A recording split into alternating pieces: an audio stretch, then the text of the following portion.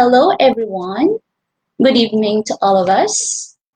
Welcome to the International Free Webinar. Thank you for joining us for this wonderful evening. I am your host for tonight. My name is Rohamina Gapor, currently a teacher and journal manager at International College, Thailand. It is my pleasure to be part of the Institute of Global Professionals. Before we begin our program, let me tell you a little bit about IGP.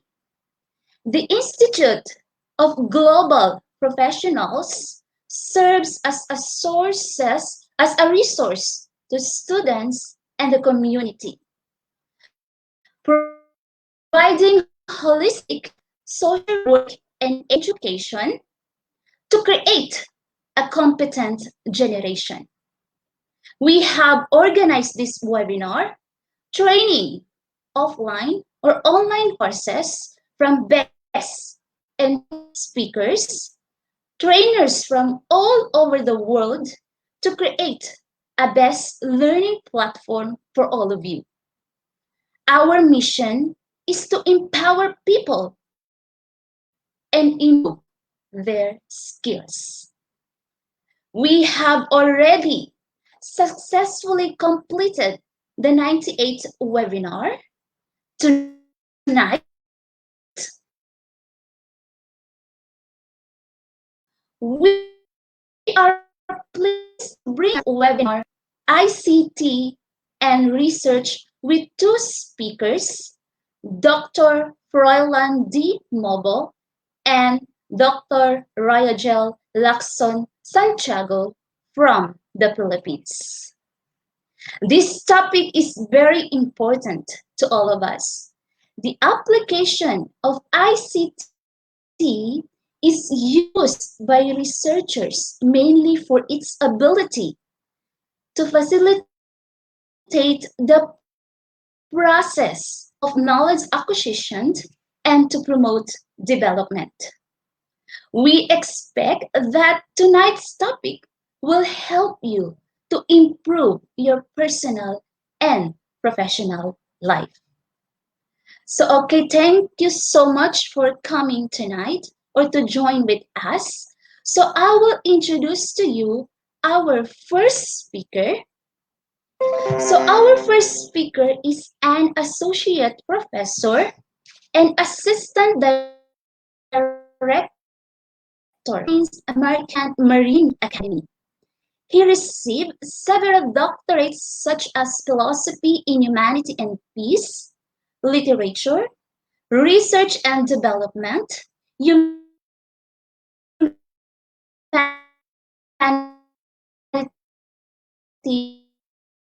in social. His also articles published in international peer-reviewed journals and a multi-awarded researcher. So please help me welcome our speaker, no other than Dr. Froilan D. Mobo from Philippines. Hello, sir. Good evening and welcome to Yes, our 99th webinar. good evening. So, thank you for that wonderful introduction. So, I will be sharing my screen for that presentation for tonight's discussion about the research. So, let me share first my screen.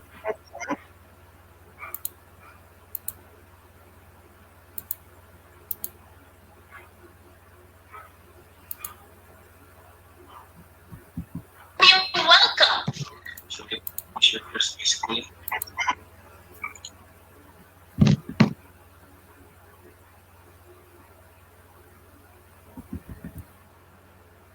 So, is it now viewable, ma'am? Yes, we can see it, sir. Okay.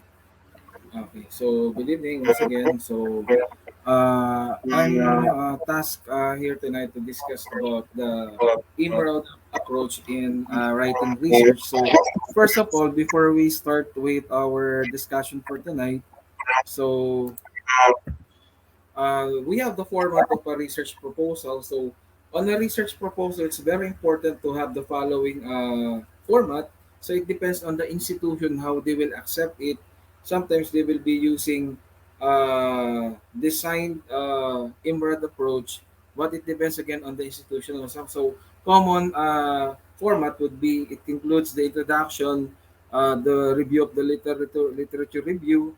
Sometimes it has a method, the proposed analysis of the data, the results of the data, and sometimes all of these are part of the IMRAD proposal. So for selecting a topic on a research, so it is very important to choose a particular topic.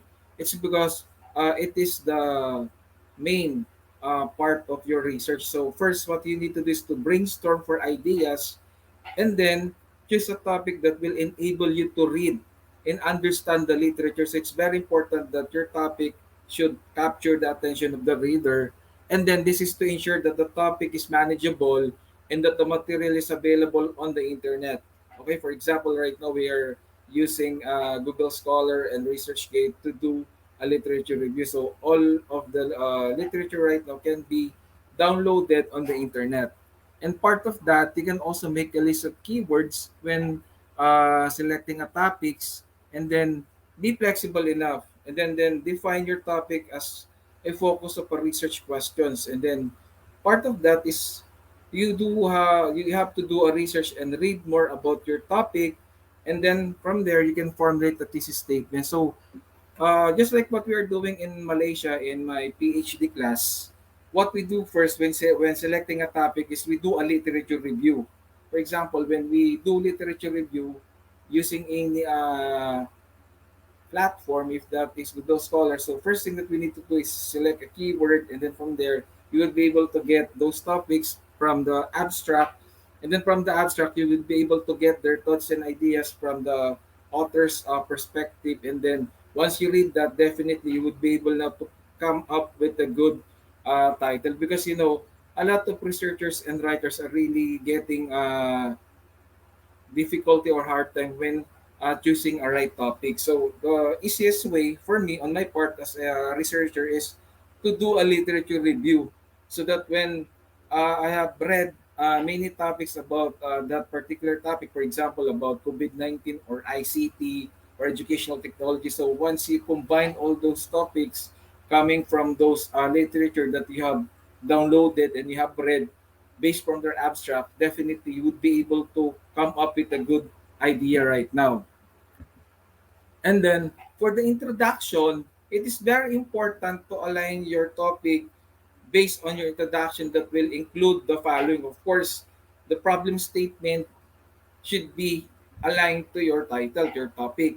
And then it will include the rationale of the research, which is also includes the statement and the research objectives.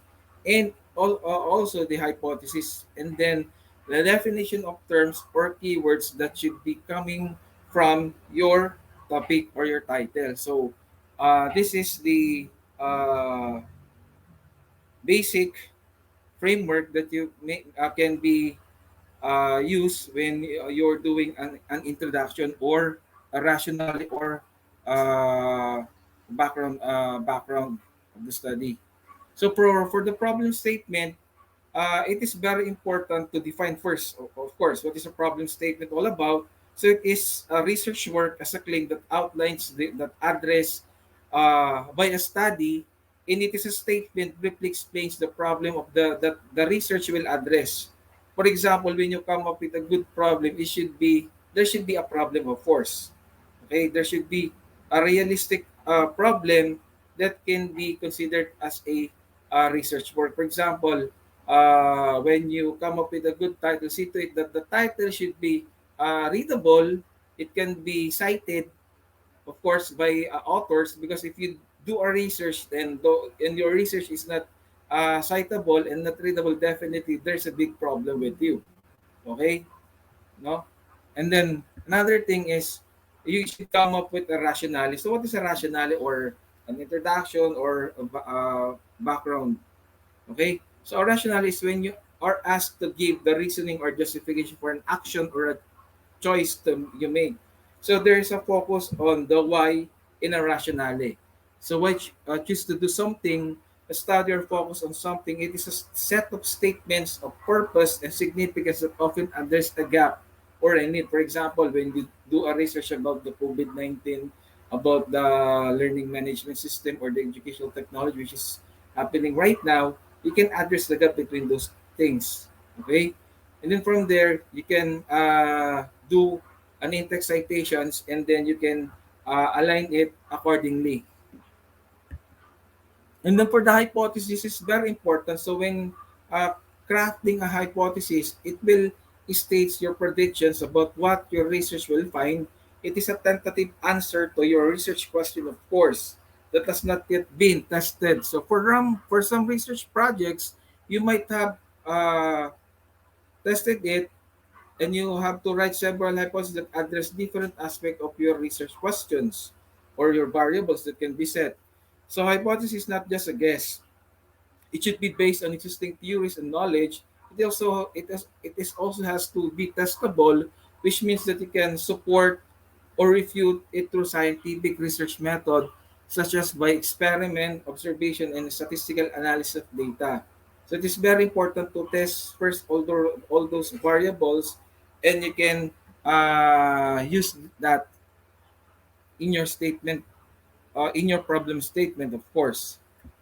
And then, just like what I mentioned in the variables in hypothesis, so it is very important to relate everything between two or more variables. For example, an independent variable is something that the researcher changes or controls, or a dependent variable is something that the researcher is observes or measures that can correlate, which is aligned to your topic which is being discussed. And it's very important to define that very well accordingly to relate that to your literature review. And then for the keywords, it is important words or concept that found your research questions or thesis. So this is a quick or dirty way to pull keywords from a research questions or thesis to choose. So the most important nouns or other words are irrelevant. So for example, when you crafting a keyword, it's very important that you should reflect it because when you publish your paper in a multidisciplinary refereed journal, for example, your paper has been indexed in a Google Scholar or in a ResearchGate, definitely once you type a particular keyword about, let's say, educational technology or learning management system, it will be indexed and uh, it can easily be searched on that platform in Google Scholar, just like when you're doing a research in Google search.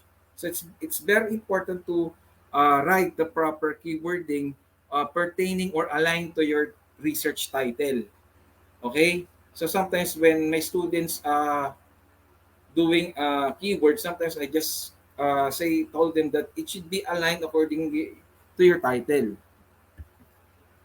And then for the literature review, just like what I mentioned, no, so in our case, when we choose topic, it's very important to read first all the important literatures because the importance of the questions which is being asked, the current status of the topic, the relationship between the literature and the problem statement can be judged, and of course the summary. So when you synthesize all those topics which is being discussed, aligning to your title, for example, the title is about the new normal or using the new learning management amidst the new normal, definitely you can synthesize it that is really related from your choose topic.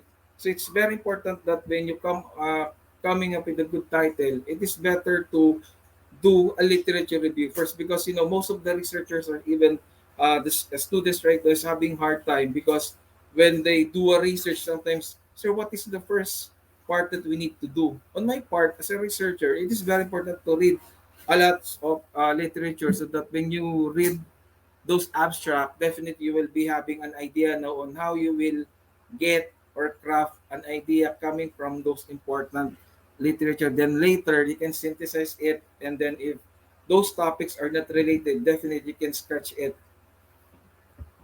So the literature review or narrative review is a type of review article. It is a scholarly paper. So most of the literature review that we cite are published in a reputable journal that presents the current knowledge, including substantive findings, as well as theoretical and methodological contribution to a particular topic. That's why when we do a literature review, we do it in a chronological approach. And it's better and it's important that the literature should be cited very well, and it should be uh, related, relevant to your topic. Pertaining the topic is really is giving justification to your proposed topic. For example, about a development of a new technology amidst the new normal, and combining all the important factors that can give solutions on what we are having right now. And then for the literature review, sometimes what we do is define your goal or setting your objectives. If you're writing an argument paper, create a thesis statement with a clear position. If you're evaluating scientific theories, develop an hypothesis to examine. If you're providing a self-contained review of writings and topic, state your project's purpose, or at the beginning of any paper, you have to define your paper's purpose so that the literature review can be anchored to specific point of view. So what I'm trying to say is that the literature review really plays a vital role. For example, just like with one of my students in Malaysia, he told me that several times his title or proposal was been rejected. But when we do the reverse method, we first do the literature review, then that's the time that the paper was accepted. So meaning, it is very important to do the literature review, because from there you would be able to get some insight on what your topic is all about. For example, if that those topic is relating to a new technology, then you can do more research by reading, of course, the abstract, not the whole paper, and then cite it properly. So, do your research. So, review a number of texts that most closely pertain to your topic and position and are written by relevant scholars. No, understands who the top voices are in your topic's academic field, and be sure to include the most pertinent publication by those scholars. So, it is very important to do a literature review and cite it properly. For example, on my publications right now, I have 50 per publication. Now, as of today, I started pa doing my publication last year during the lockdown period, and as of today, I have 12 citations.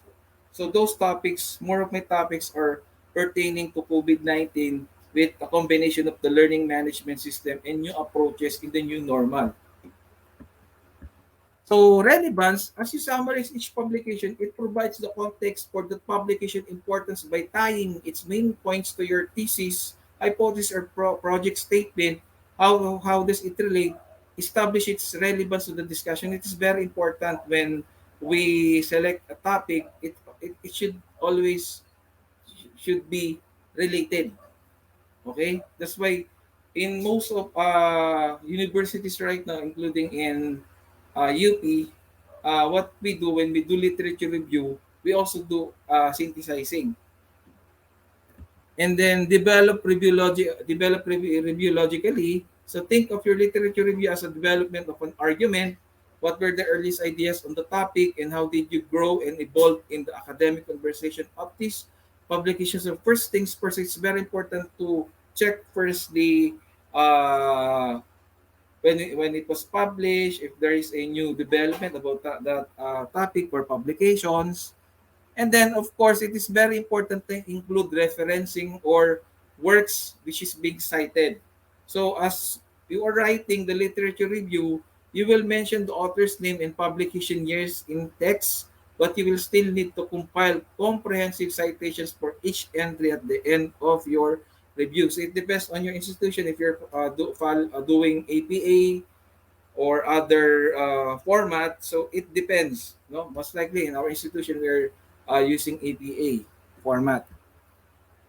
So there are many ways to cite resources from your research. The citations style sometimes depends on the academic discipline involved. For example, we have the APA. It is used for education, psychology, and sciences, or the MLA, or the Modern Language Association is style is used for by the humanities. The Turubian or Chicago style is generally used by business, history, and the fine arts discipline.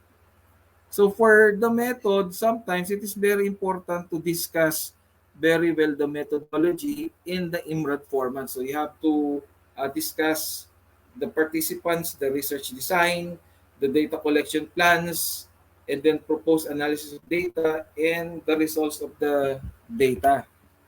And then sometimes if there's a need to include the appendices, so it is very important to include that also. Then of course the neatness.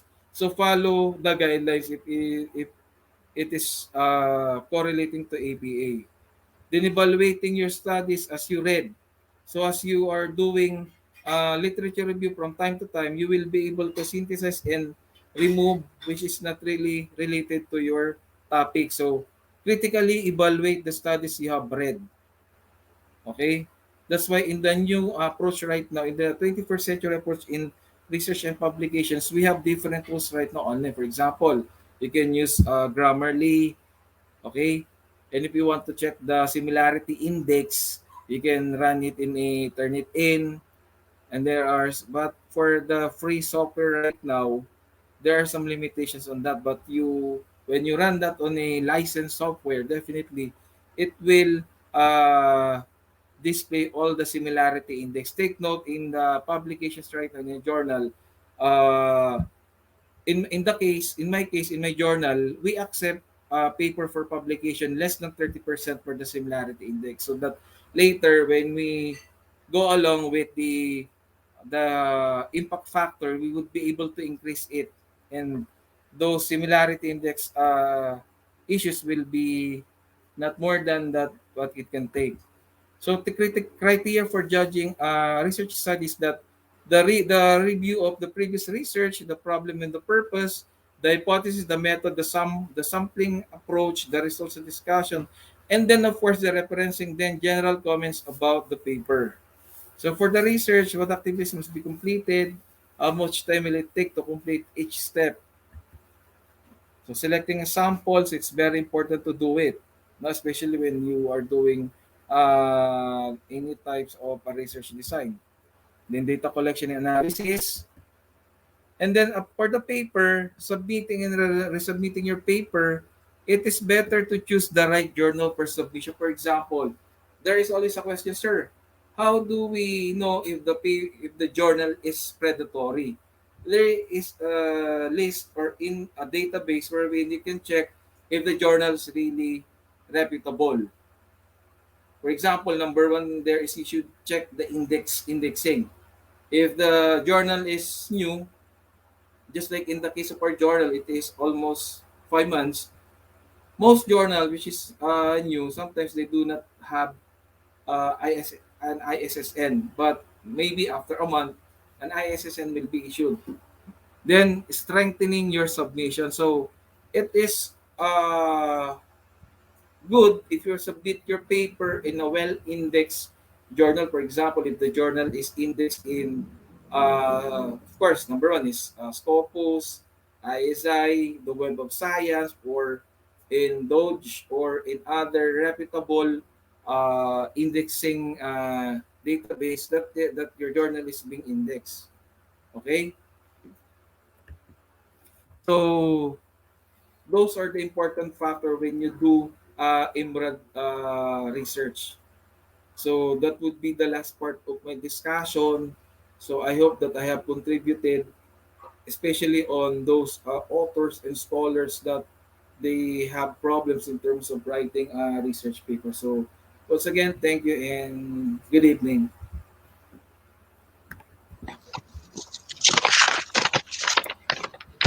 Thank you so much, sir, for sharing your knowledge in writing research effectively. So, knowing how to write a good research paper is a valuable skill that will serve you well throughout your career. Whether you are developing a new product, studying the best way to perform a procedure, or learning about challenges and opportunities in your field of employment, you will use research. techniques to guide your exploration. Thank you so much, sir, for that wonderful information you have shared to us tonight. Thank you. So, okay, let's move on to our next speaker. Our next and last speaker is also from the Philippines. He is a resource speaker and teacher one in Gordon Heights National High School, Olongapo City, Philippines. He has a doctorate in education and a master of arts in educational management. Once again, please help me welcome our speaker, Dr. Rayodel Lacson Santiago. Good evening, sir. Good evening, Rohamina. Am I audible now? Yes, we can hear you, sir. Okay, so hello guys. To all who are watching right now in Facebook Live, good morning, good afternoon, good evening. To our fellow Filipinos watching with us, magandang gabi. Thank you, Institute of Global Professionals, for giving me this opportunity to share my knowledge, and I hope our viewers will learn a lot. It is my honor to present to you my discussion for this evening or for this moment. So before I start, I have few reminders first. Okay, so first, I will ask for your active participation tonight. We will use an active platform through Slido. It is an application where viewers can interactively participate in surveys and polls and can use the results in real time because it can be integrated in PowerPoint presentations. So once I ask you to use the code given and you answer the survey or poll, do not exit or close the Slido application. So just minimize the application and just go back to Facebook to see my presentation. Or maybe you can also use split screen if you're familiar with that command so that you can see both Facebook and Slido application in your screen. Then go back to Slido once there is another survey or poll questions. If you're using two gadgets, good for you, my friends, because you can use your phone for participating in Slido while you can use your laptop simultaneously to watch me or to watch the presentation. So next, you're encouraged to listen carefully on the discussion. And lastly, participate in the quiz after the discussion. We will still use the same code in Slido as our platform in the online assessment. So just relax, sit back, and listen to the discussion and be active in the survey or polls. So allow me to share my presentation.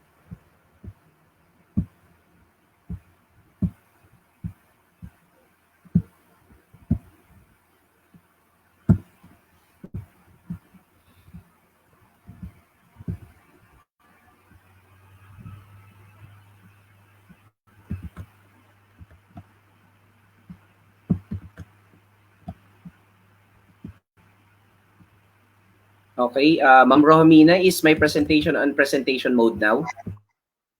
Yes, sir. We can see it clearly, sir. Thank you.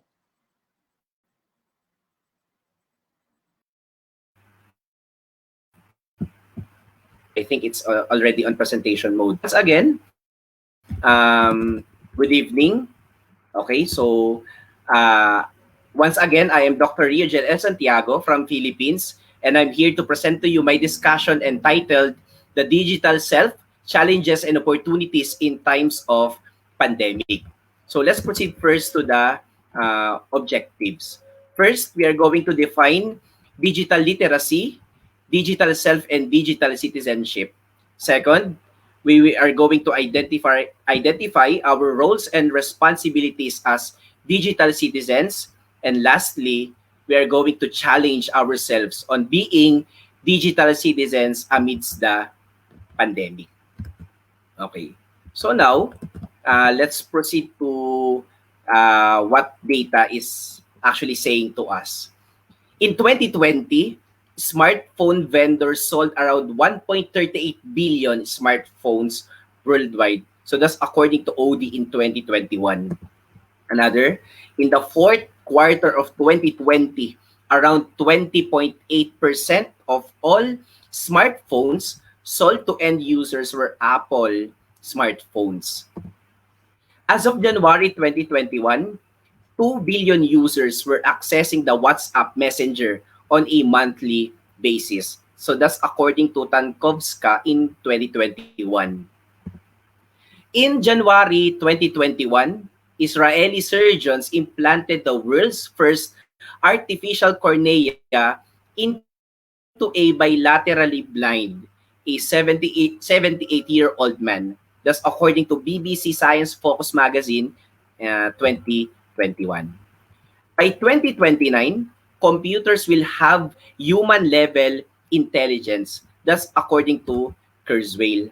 And Raymond Kurzweil is a famous technology forecaster. And imagine this, guys. 115 from his 147 predictions happened. So it means 86% accuracy. Next, he implanted to the human brain will have human cyborgs. So again, that's according to Kurzweil. Okay, now I need your participation. Okay, my dear friends. So please in your browser, please type www.slido.com, then use the code given in the screen to have your response. Again, so proceed to slido.com, and once you're there, you will be requested to enter the code.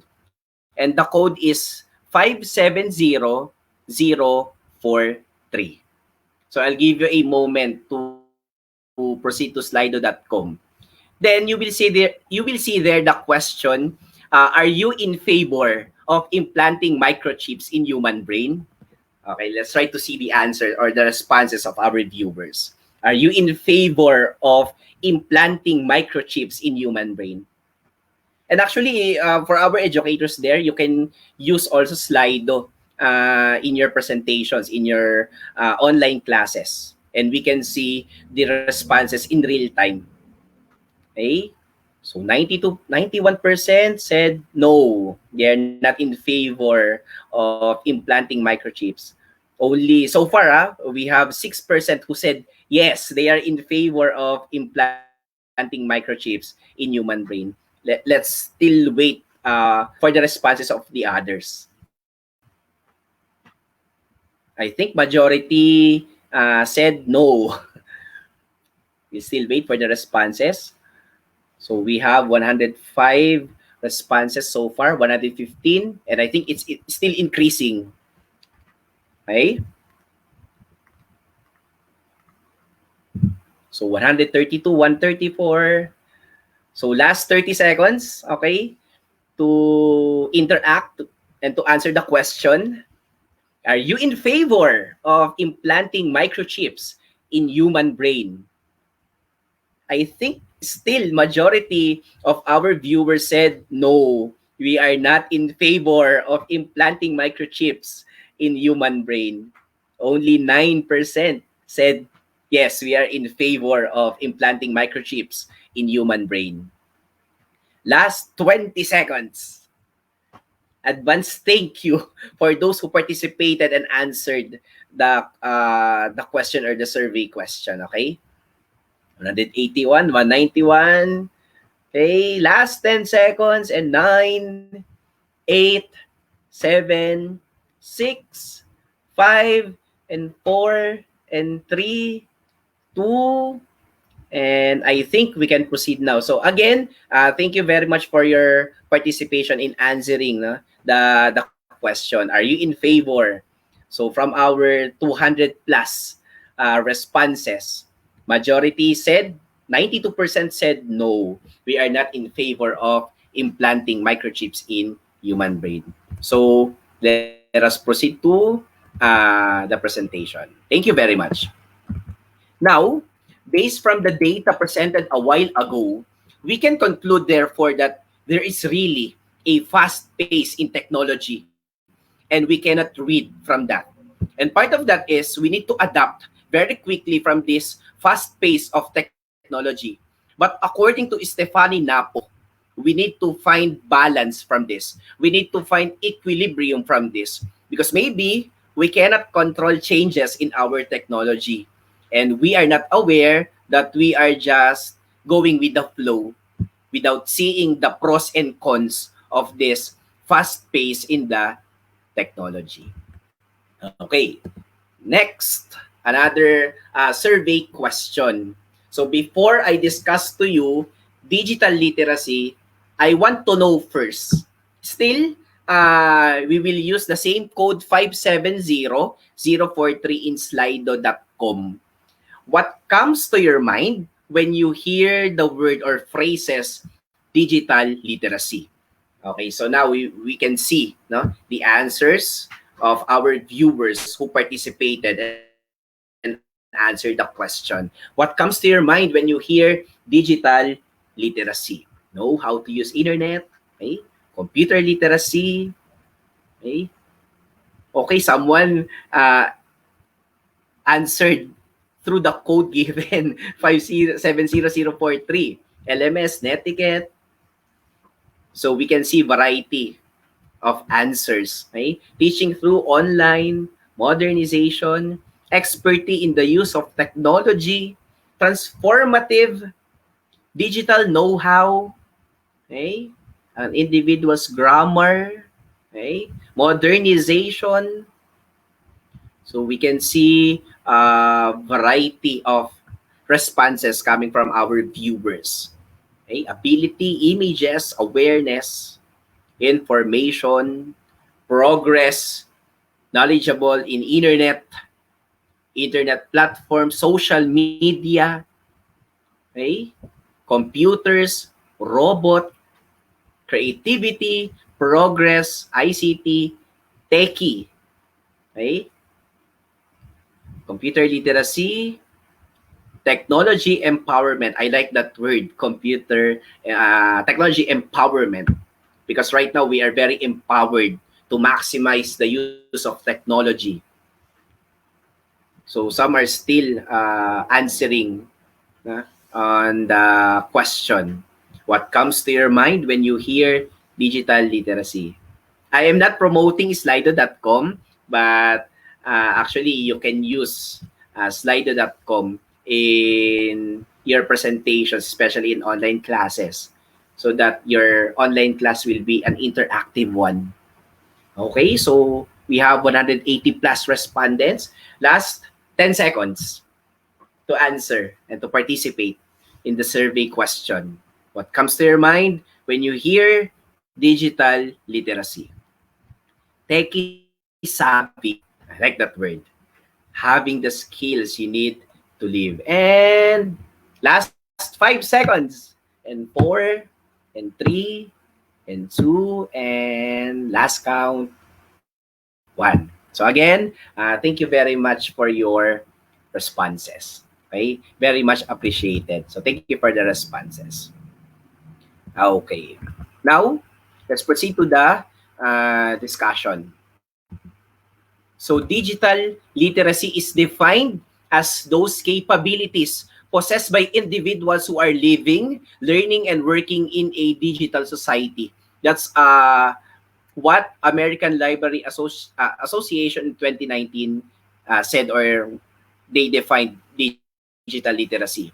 It refers to our skills in using and maximizing technology and how these skills can be used in the digital world.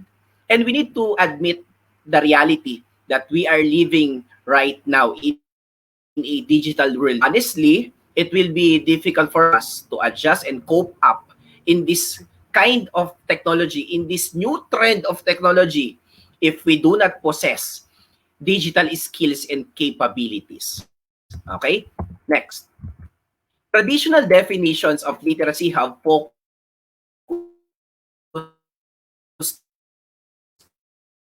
on reading, writing, critical thinking, with the end goal of being developing active thinkers and learners who are able to engage in society in effective and meaningful ways.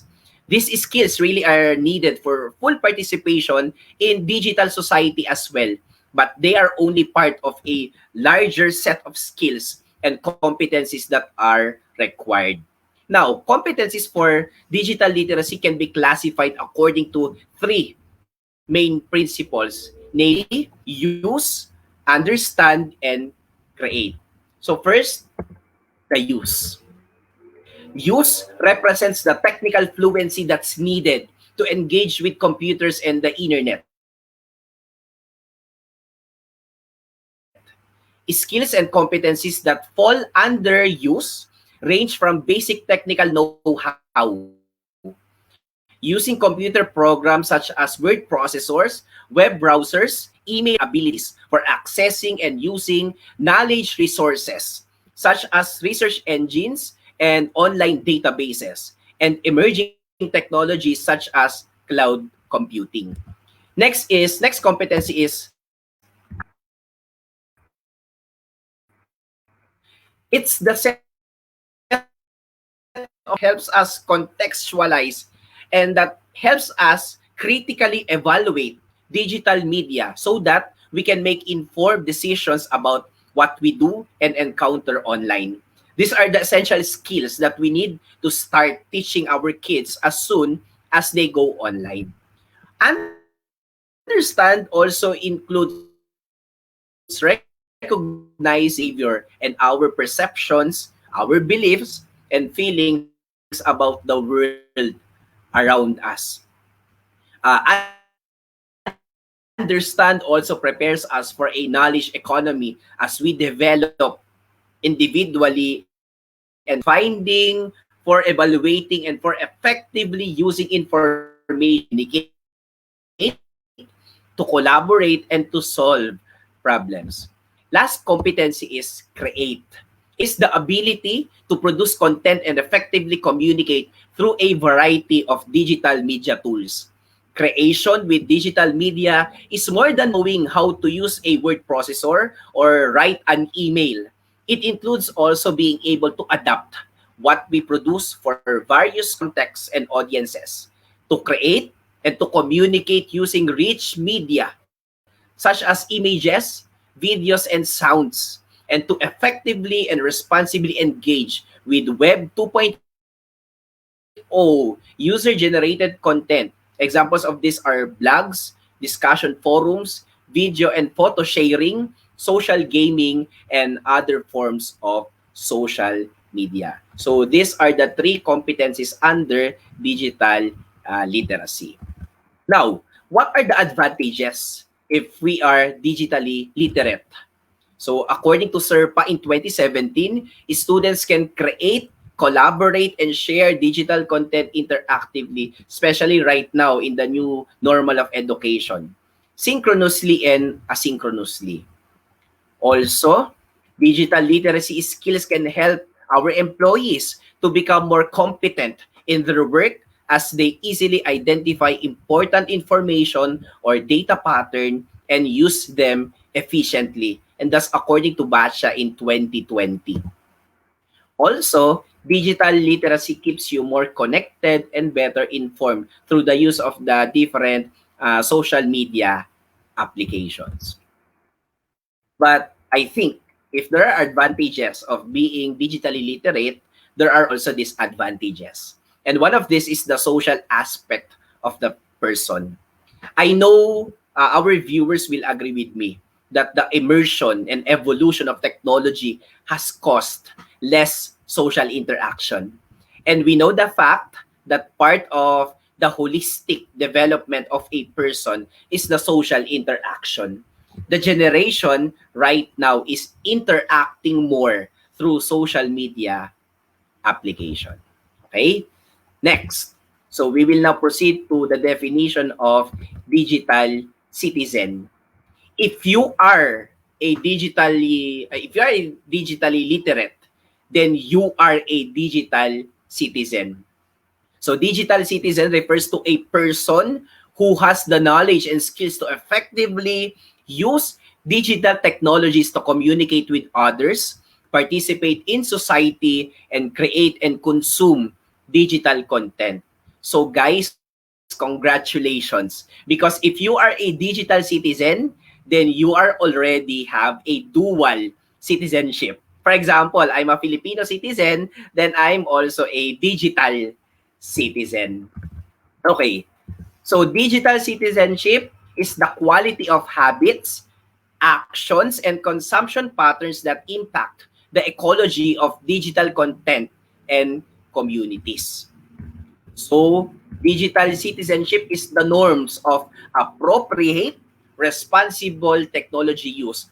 Again, I want to emphasize that being a digital citizen means being a responsible user of the technology. And it must be part of our advocacy, especially in the current trends right now.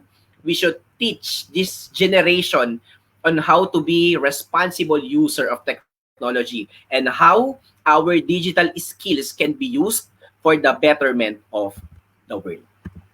So we will now proceed to the 9 elements of digital citizenship, and we will discuss this one by one. So first is the digital access or the full electronic participation in society. We need to admit the reality that not everyone, again, not everyone has the same opportunity or opportunities when it comes to technology. For example, of course, first world countries can access technology easily. But how about the third world countries? Maybe because of the socioeconomic status, they were deprived and had limited access to technology. Another example, another instance, in the educational setup right now, in this new normal of education, we, teachers and educators, must be considerate to our students who have limited access to internet and technology. Not all, again, not all of our students can comply in some of the requirements. So we educators are highly encouraged to provide differentiated instructions, differentiated learning.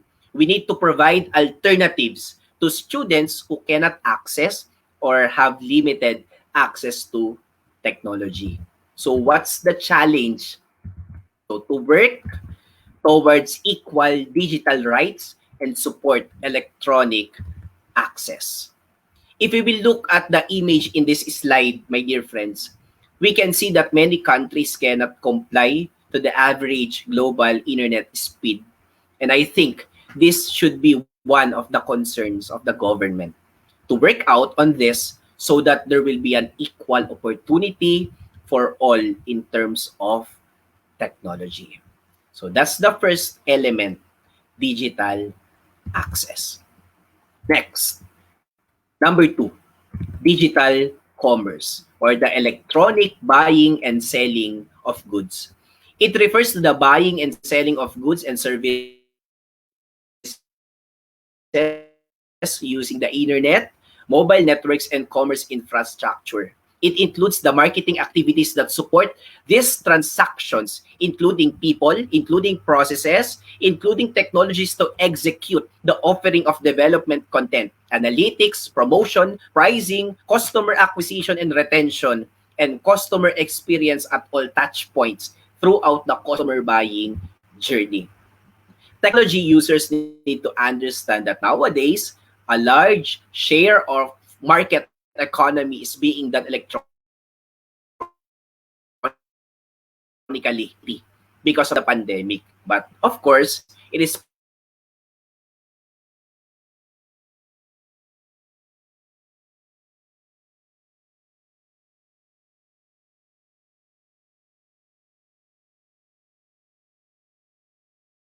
part of the technology users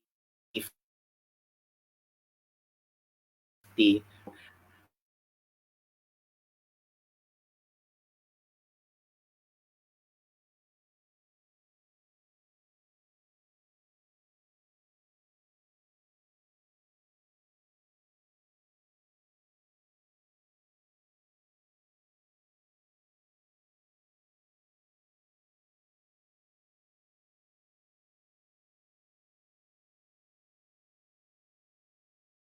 understand that can be more knowledgeable than us in using gadgets and technology. So what's the challenge? To learn how to be effective consumers in a new digital era. We need to be responsible consumers. We need to learn how to limit ourselves in dealing with online transactions. So that's the second one. Okay? So we will now proceed to the third element, digital communication. Okay? Or the electronic exchange of communication. One of the significant changes within the digital revolution and evolution is a person's ability to communicate with other people. In the 21st century, communication options have exploded to offer a wide variety of choices. For example, email, cell phones, instant messaging. The expanding digital communication options have changed everything because people are able to keep in constant communication with anyone else. Now, everyone has this opportunity to communicate and to collaborate with anyone, anywhere, and anytime. We can see how technology developed through the years. Before, we need to wait almost a month before we will receive mails from our friends. Before, we need to buy prepaid cards to call our friends and loved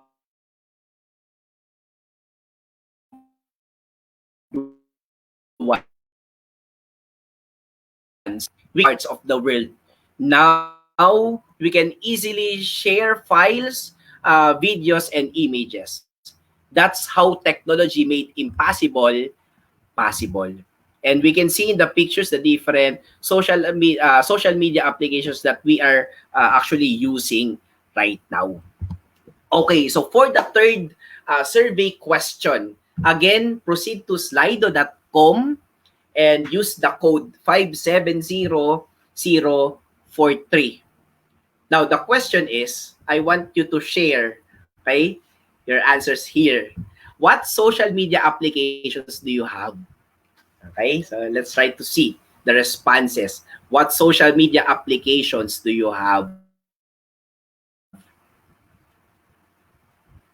Let me see your answers. Well, Facebook, Instagram. I'm not biased, but I think majority will say Facebook. Okay.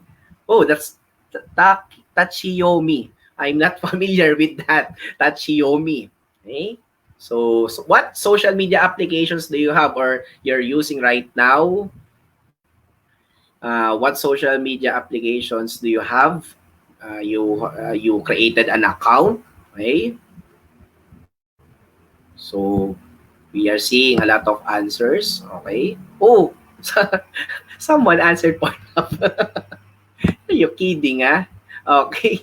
Facebook, IG, Snapchat, TikTok, okay, FB. I told you majority will say or will answer FB. Facebook, nothing else. Okay. Facebook, nothing else. I think some of our viewers are also answering here in the chat box. Instagram, Facebook, computer-aided learning, okay, Telegram. I do not have a Telegram account. Okay. So IG, Twitter, Instagram, YouTube, uh, FB, Messenger. Okay. So last 15 seconds to answer. Facebook, Gcash. Okay. So Twitter, Snapchat, Google Chrome, Wattpad. Okay. Facebook, Twitter, Ads Manager. Last 10 seconds to answer and 9, 8, 7, Kakao Talk. Oh, okay.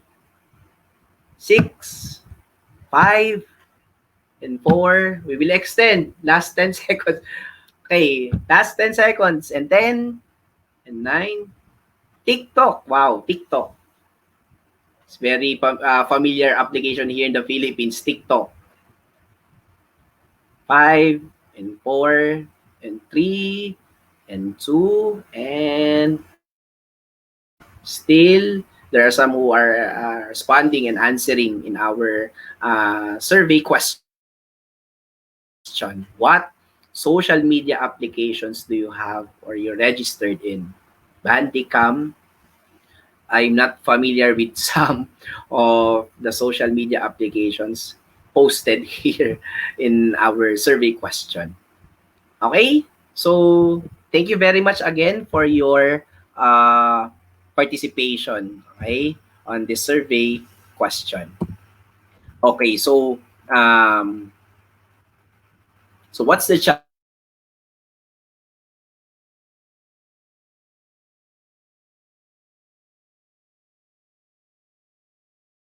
Okay, so what's the challenge? Okay, so what's the challenge? To make social media applications should be used in a positive way. As we can observe, there are many teenagers who take selfies, who take pictures of their everyday routines in life, and they will post these images, no, through their social media applications. But the question is, do we really need to post everything in social media about our life, about our daily routines? As a responsible digital citizen, we need to be selective also on the activities, on the images, pictures that we are going to post in social media. Because sometimes some of our posts in social media can harm us. Okay, so let's proceed to the fourth one, digital literacy. It is the process of teaching and learning about technology and the use of technology. New technologies are finding their way into the workplace and even in school that are not being used before. For example, in video conferencing, wikis, etc. Now,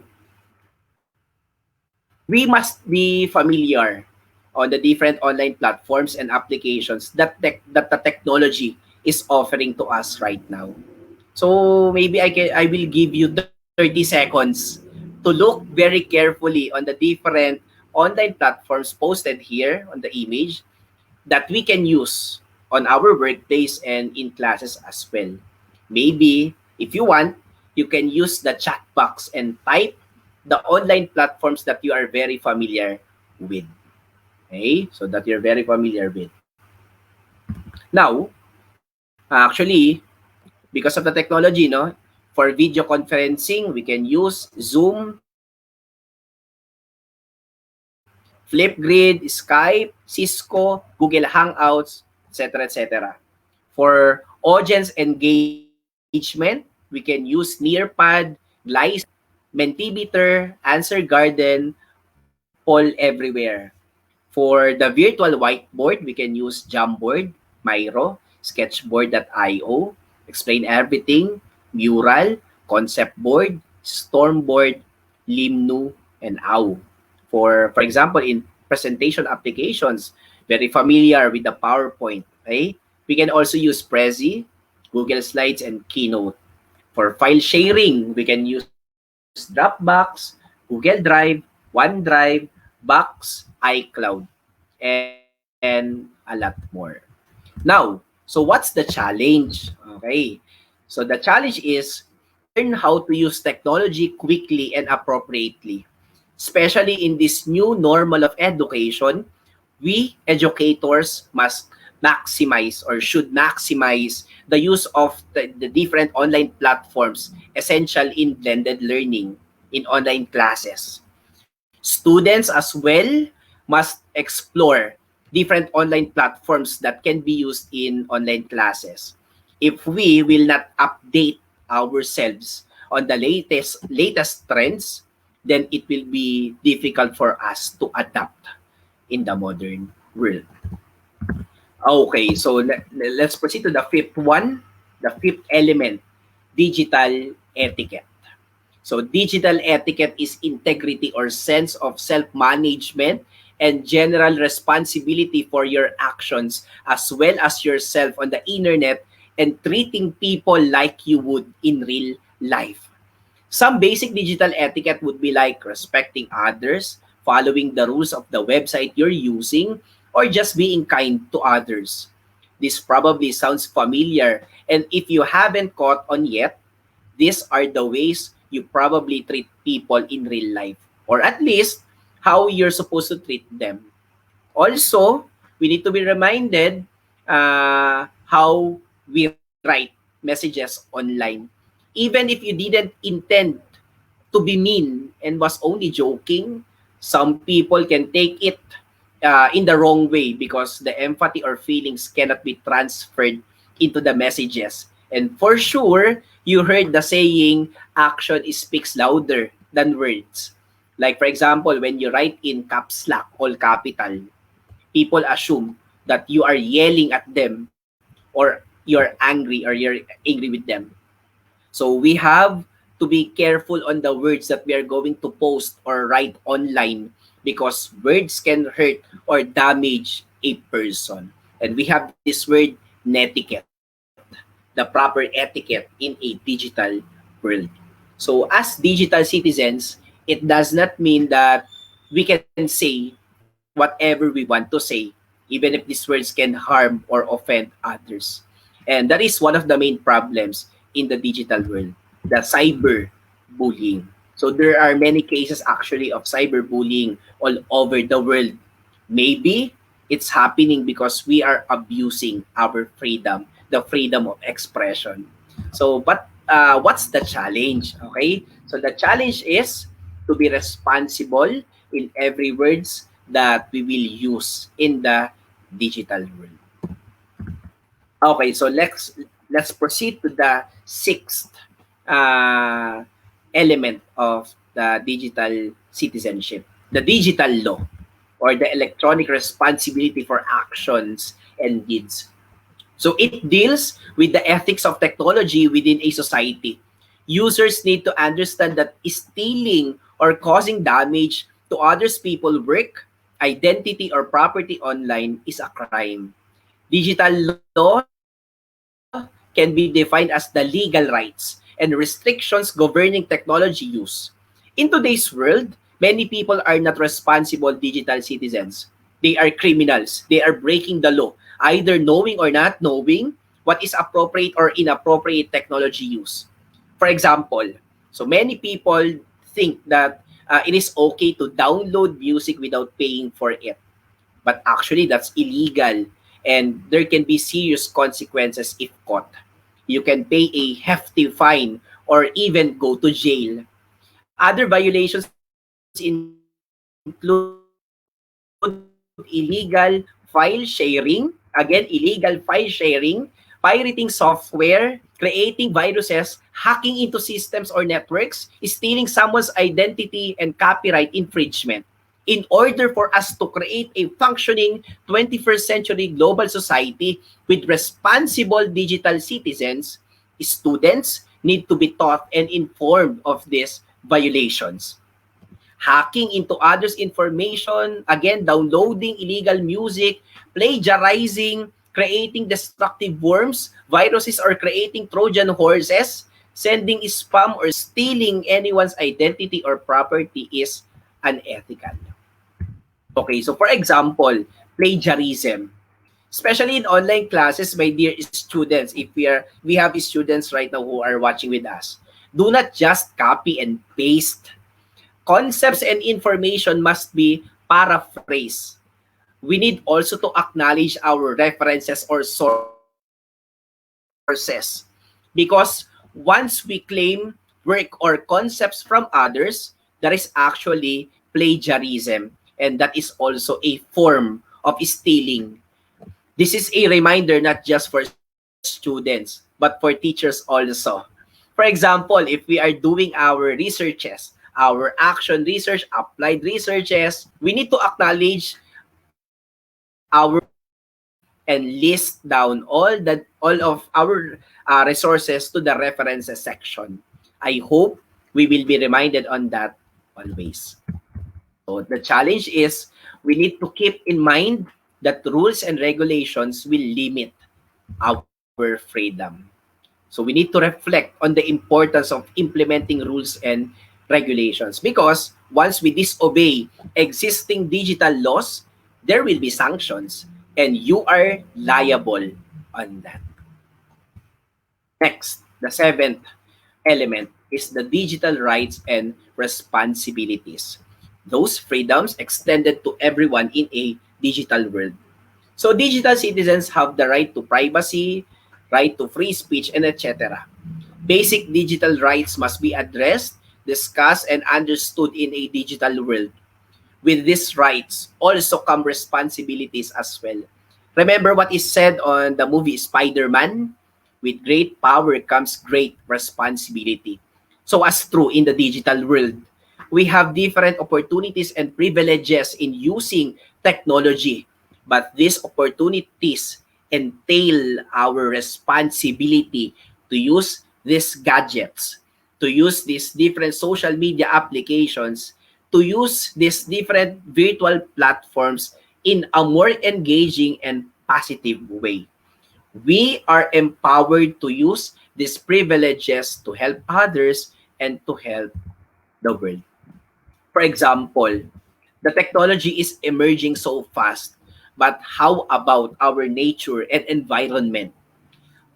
Most of the countries right now are experiencing the effect of global warming. Here in the Philippines, the hottest temperature last time was 53 degrees Celsius, I think, in Dagupan City, Pangasinan. And what is the root cause of this change and global warming? Maybe it is the abuse of man in the technology, because we are neglecting on our responsibilities in the environment because of the activities we are doing in relation to the inappropriate use of technology, then we are suffering on the effects of this. And if we will not stop our activities that harm our nature, soon our world will be destroyed, right? Okay. So the challenge is to define how technology is to be used in an appropriate manner. Again, with great power comes great responsibility. Next, so number 8 is digital health and wellness. Physical and psychological well-being in a technology world. Eye safety, repetitive stress syndrome, and sound ergonomic practices are issues actually that need to be addressed in a new technological world. Beyond the physical issues are those psychological issues as well that are becoming more prevalent, such as internet addiction. Users need to be taught that there are inherent dangers of technology addiction. Okay? Now, if the song says that too much love can kill you, I do believe that too much exposure in gadgets or addiction in social media applications, computer and online games can also kill us.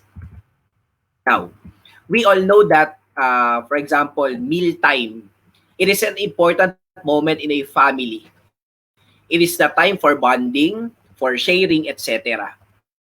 But because of too much inclination to gadgets, moments of talking with each other during mealtime was lessened. Instead of using the time for a happy bonding during mealtime, some family members are just concentrated in using their gadgets and browsing their social media applications, right? So what's the challenge? To protect oneself holistically from technological constraints. Again, too much exposure in gadgets can harm and actually can kill us. So last, we have digital security. Or in any society, there are individuals who steal, who deface or disrupt other people, which is same for the digital community. Okay? Digital security seems to hold much importance, and you must be wondering why that is the case. It is worth noting that this being the information age, people like us rely so much on digital technology for most of the things. Businesses, schools, even hospitals, to mention a few, have employed these technologies in their operations. This means that there is so much data that is available on the platform. And take note, guys, hackers are smarter and craftier nowadays.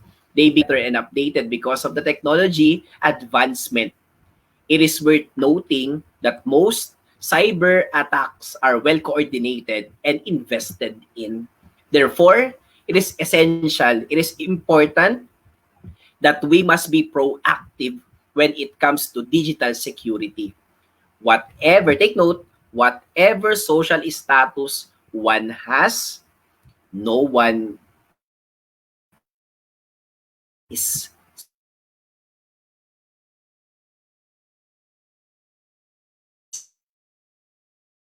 safe.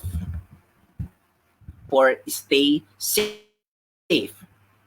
Don't give out your personal information to people or places you do not know. M stands for don't meet up. Meeting someone you have only been in touch with online can be dangerous. Always check with an adult you trust, especially to our young ones there. A stands for accepting files. Accepting emails, files, pictures, or text from people you don't know can cause problems. R stands for reliable. Is it reliable? Check information before you believe it. Is the person or website telling the truth? And T stands for tell someone. Tell an adult if someone or something makes you feel worried or uncomfortable. And remember, follow these smart tips to keep yourself safe online. Okay. So the challenge is to protect one's information from outside forces that might cause harm. So those are the 9 elements of digital citizenship. Now, according to Albert Einstein, he said, I fear the day that technology will surpass our human interaction. The world will have a generation of idiots. Now, again, I want your participation, guys. Go to slido.com and still use the same code 5570043 and answer this question. Do you agree on what Albert Einstein said on the quote? So let's try to see the responses of our viewers if they are still awake or they are sleeping right now. Okay, do you agree on what Albert Einstein said on the quotation? Yes or no? No one said no so far. Oh, okay, so some 4% said no. Oh, 2%. Still, majority said yes. We believe on what Albert Einstein is saying, that there will be generation of idiots in the future because of too much inclination in technology. So reflect on the saying of Albert Einstein, what he said on the quotation. There will be a generation of idiots in the future if we will be inclined too much on the technology. So based from our 180 plus responses, majority said, Sir, yes, we agree. I agree on what Albert Einstein said on the quote. So I'll give you last 20 seconds, okay, to answer, to respond. I'm also looking and actually reading the comment, the responses of our viewers here in Facebook Live. Unfortunately, yes. Okay. Last 10 seconds and 9 and 8 and 7, 6, 5, 4, 3, 2, and Last count. Last 5 seconds. 5, 4, 3, 2, and eh. Thank you for your responses. So 93% said they agree on what Albert Einstein said on the quotations. It's a big yes for them. Okay. So we will now proceed. So these are the 5 personal responsibilities of digital citizenship. Number 1, remember the golden rule. Do unto others what you want others do unto you. In Tagalog, let me say this in Tagalog, gawin mo sa iba ang gusto mong gawin sa iyo at huwag mong gawin sa iba ang ayaw mong gawin sa iyo. Okay, next. Number 2, don't spread gossip. Okay, so don't spread false information. Okay? Number 3, keep private information private. Okay? Number 4, stand up to cyberbullying. And number 5, we need to think about the future. So, click before you think. Think means, is it true? Is it helpful? Is it inspiring? Is it necessary? Is it kind? Again, think before you click. Or the other way around, before you click, think again. I need your responses. Okay? So please proceed to slido.com. After the discussion that I made to you, responsible you are as a digital citizens, no? Based from the discussion that I made, based from discussing the key concepts about digital citizenship, the 9 elements, digital self, digital literacy. Rate yourself. 5 means you're very responsible. And I think 1 means you're irresponsible. Still, you're irresponsible digital citizens. I'm happy to see that majority answered 5, and it means that they are very responsible digital citizens.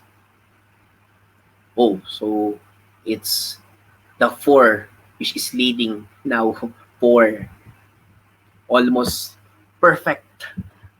Almost responsible. So just be honest. Just be honest. No? If you think you're not that responsible enough, you may answer 1 or 2 or 3. It's okay. We cannot and I cannot identify your name. Rate yourself on how responsible you are as a digital citizen. Do we have answers here in Facebook Live?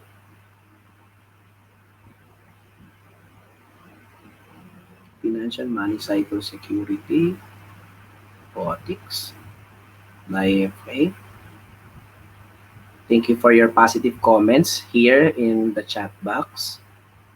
Okay, 5. Thank you for the responses. Last 10 seconds. 9, 8, 7, 6, and 5, and 4, and 3, and 2, and ink. So time's up. So majority said 4. So they rate themselves 4. It's all right. It's almost perfect. Okay, so it's almost perfect. So again, thank you for your participation. Okay, so to end my discussion through, I will end my discussion through this image. So look very carefully on the image and reflect. Try to reflect. Try to internalize the responsibilities of a digital citizen.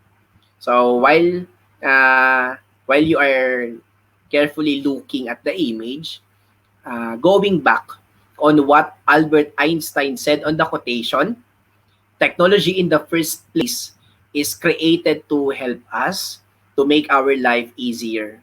But sad to say, we abuse the use of technology. Again, with great power comes great responsibility. As digital citizens, we are empowered to maximize and use technology in a way that we will all benefit. It should be for the common good. Okay? And the abuse of technology leads to negative consequences. Even if there are cases that the immersion of technology negatively impacts others, it would be very unfair if only the technology would be blamed. Maybe Einstein is reminding us that if we will abuse the use of technology, if we will be too dependent on the technology, and if we will not teach the young ones to be responsible in the use of technology, then definitely the future will suffer. Okay? So again, the challenge is the power is in our hands. The change must begin in ourselves. Do not be slaves of technology. Rather, let us help one another in using technology in a more sustainable and enriching way. With that, thank you and God bless.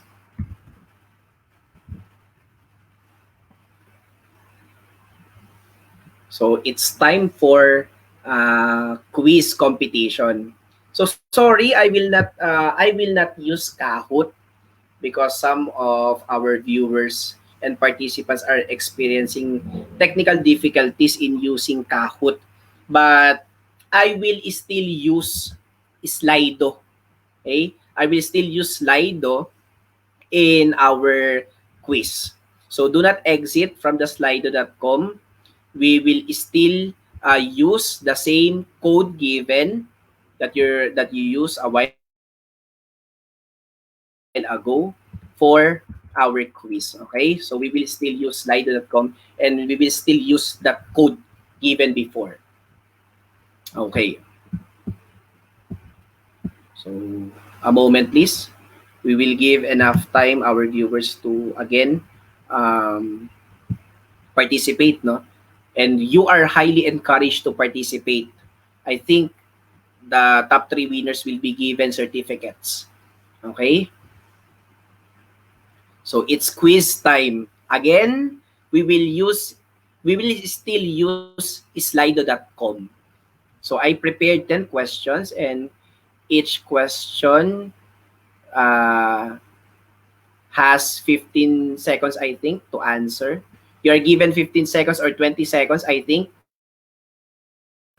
to answer the questions. Don't worry, it's a multiple choice questions. I think there are one or two questions that is true or false. So are you ready, guys? I think you're ready. If you're ready, please type the word ready on our comment section. Okay, so please type ready if you're ready in our quiz game.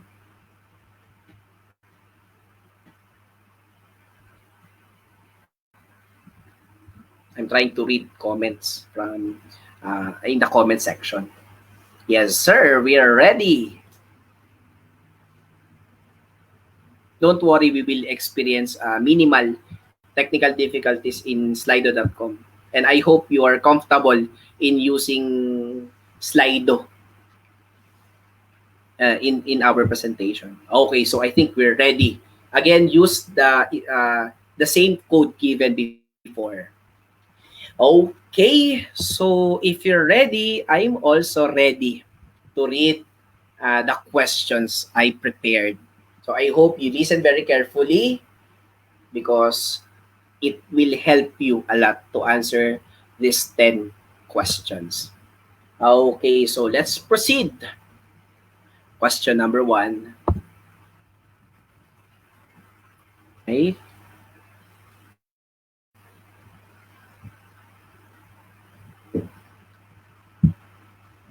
So We will stay. I'll give you a minute. I'll give the viewers 1 minute to join in our quiz using the code 570043.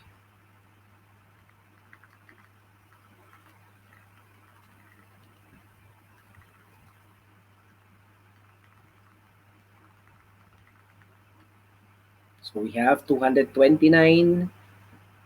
participants so far.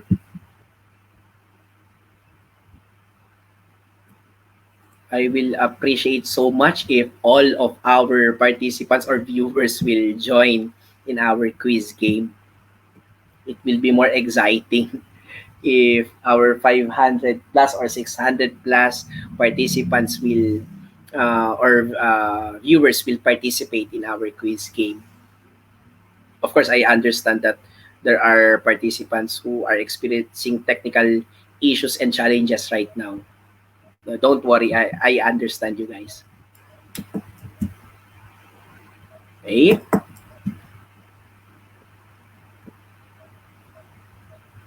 I hope you learned something from the discussion that we made. Okay? And I also commend Dr. Froilan D. Mobo for his excellent presentation about research. That's very essential nowadays, especially in the educators. We are highly encouraged to do action researches and applied researches as well. Okay? So last 30 seconds so that others will have the chance to join and participate in our quiz game.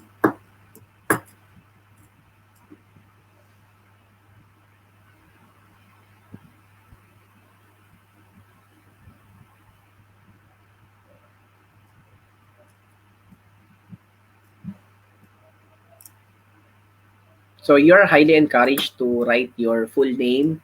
Please do not use alias or code name so that you will be recognized. Especially if you're in the top 3, you will be easily identified. Okay, so last 10 seconds.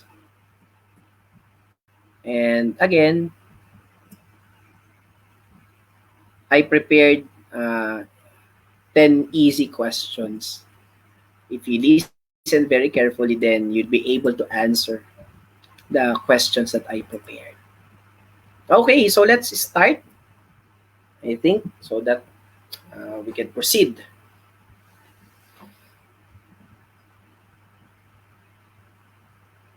Okay, still there are some who are joining.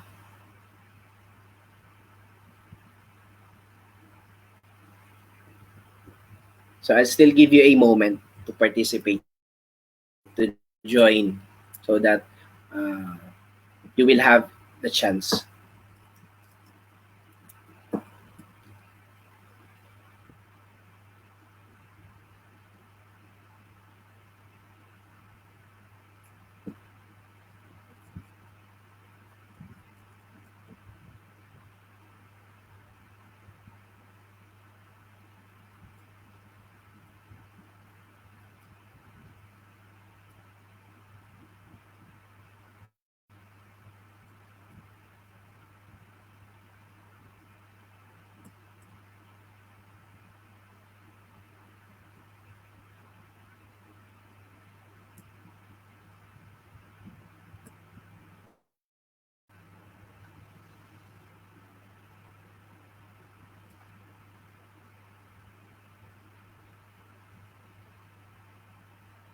Some said that there are fluctuation in network and they have slow internet connection. Yes, we feel you and I feel you guys. Don't be bothered.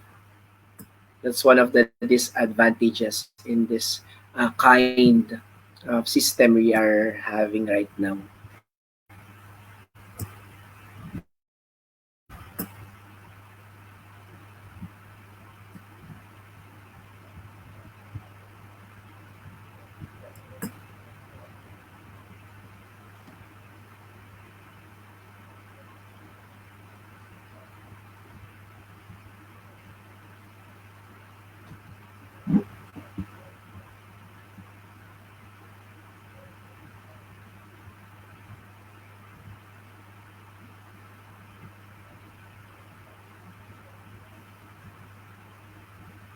We will just wait to reach 400 participants, and I think that's enough.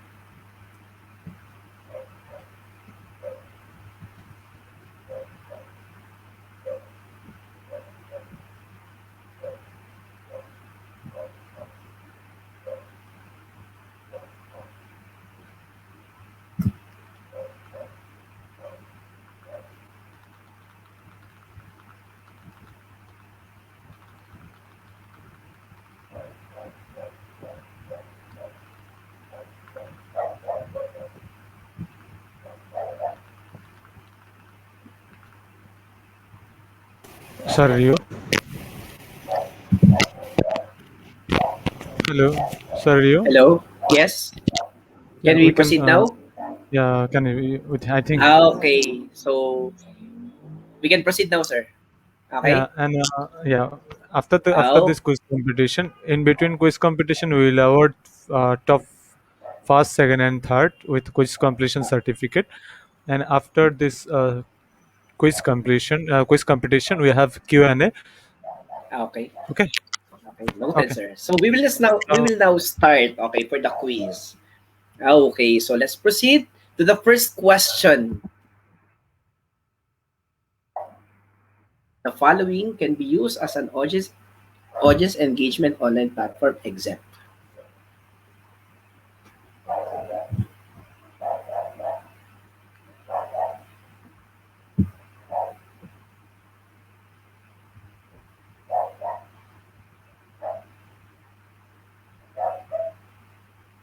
So,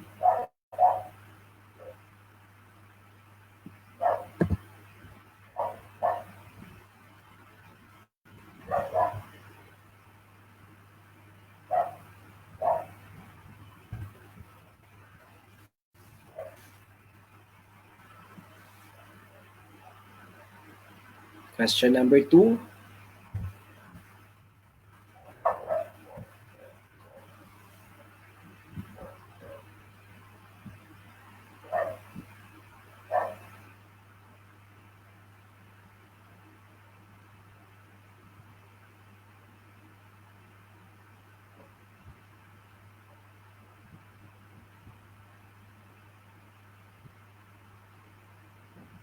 The correct answer is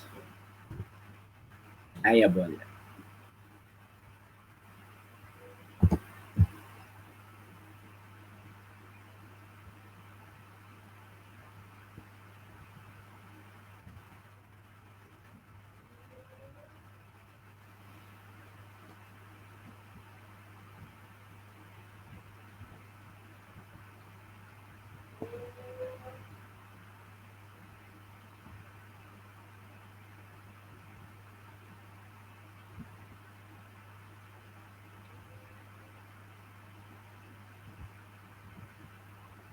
The correct answer is Kurzweil.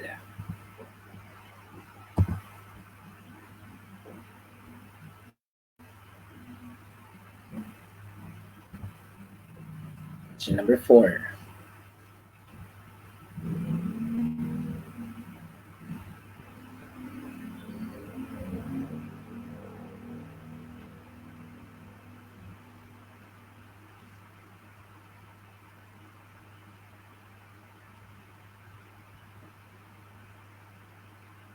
The correct answer is digital access.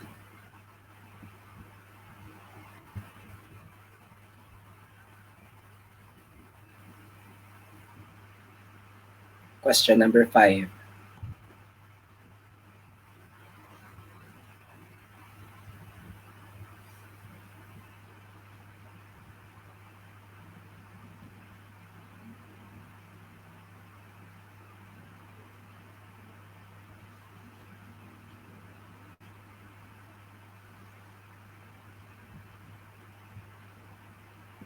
The correct answer is 8.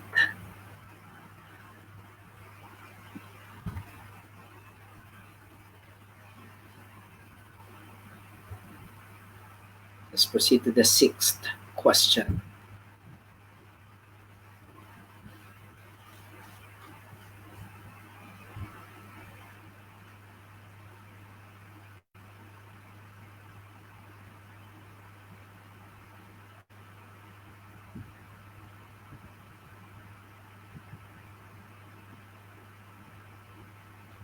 The correct answer is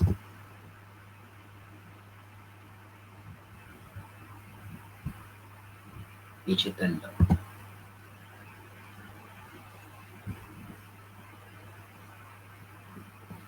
The seventh question.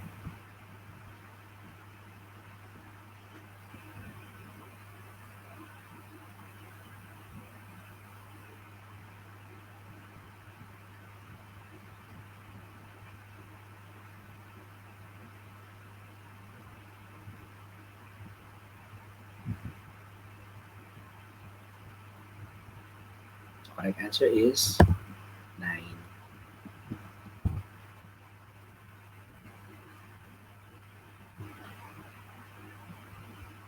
The eighth question.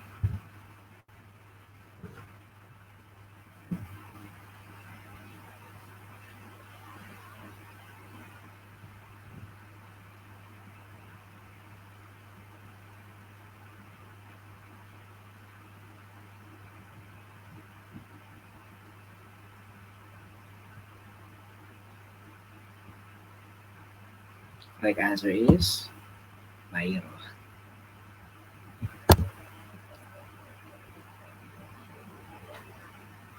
Second to the last question. Question number 9.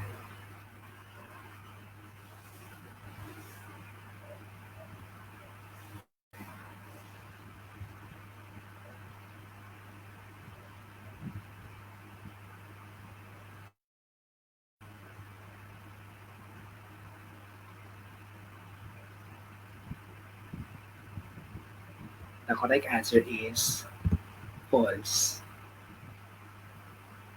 Digital citizenship is the correct answer. And the last question is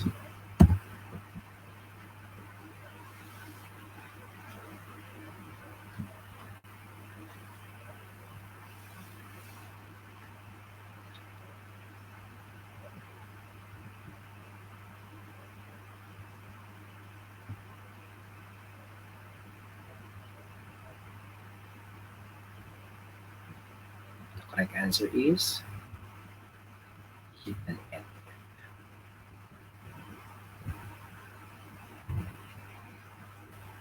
So our first is Karen, second is Bird, and third is Ruby.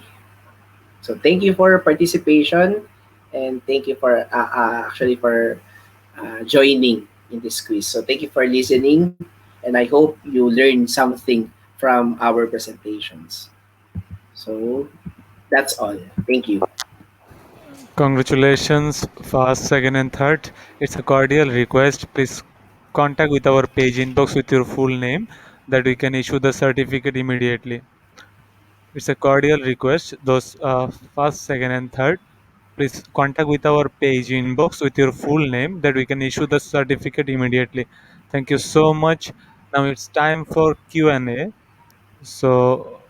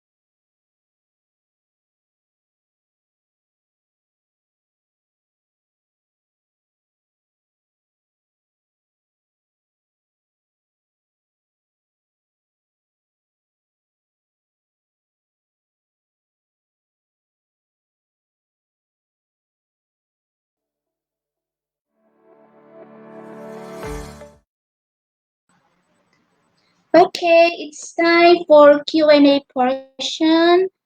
Sir, Dr. Royogel and Dr. Mobo, thank you so much for Sorry for sorry for very sorry for interruption. wonderful and interactive presentation. Yes, sir. Before we move for Q&A, I have a short announcement that is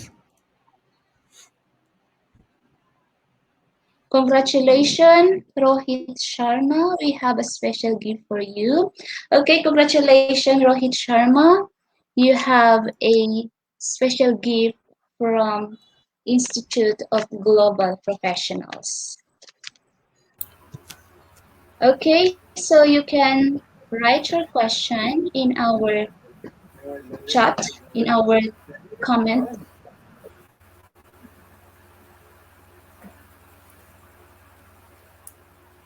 Please ask a question to our speakers, Dr. Mobo and Dr. Ryogel.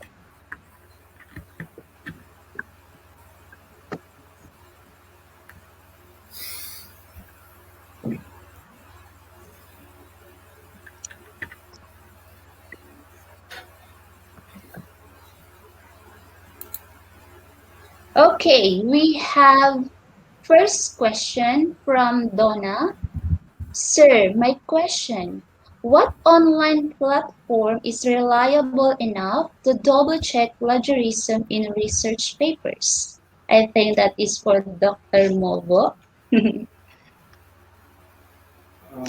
In our case right now, it is better to use Turnitin to check the plagiarism issues because the free version is it can only check minimal plagiarism issues. So to check it more smoothly, you can use the license one, which is Turnitin, which is those that's okay. So we use that in my journal when we check the similarity issues.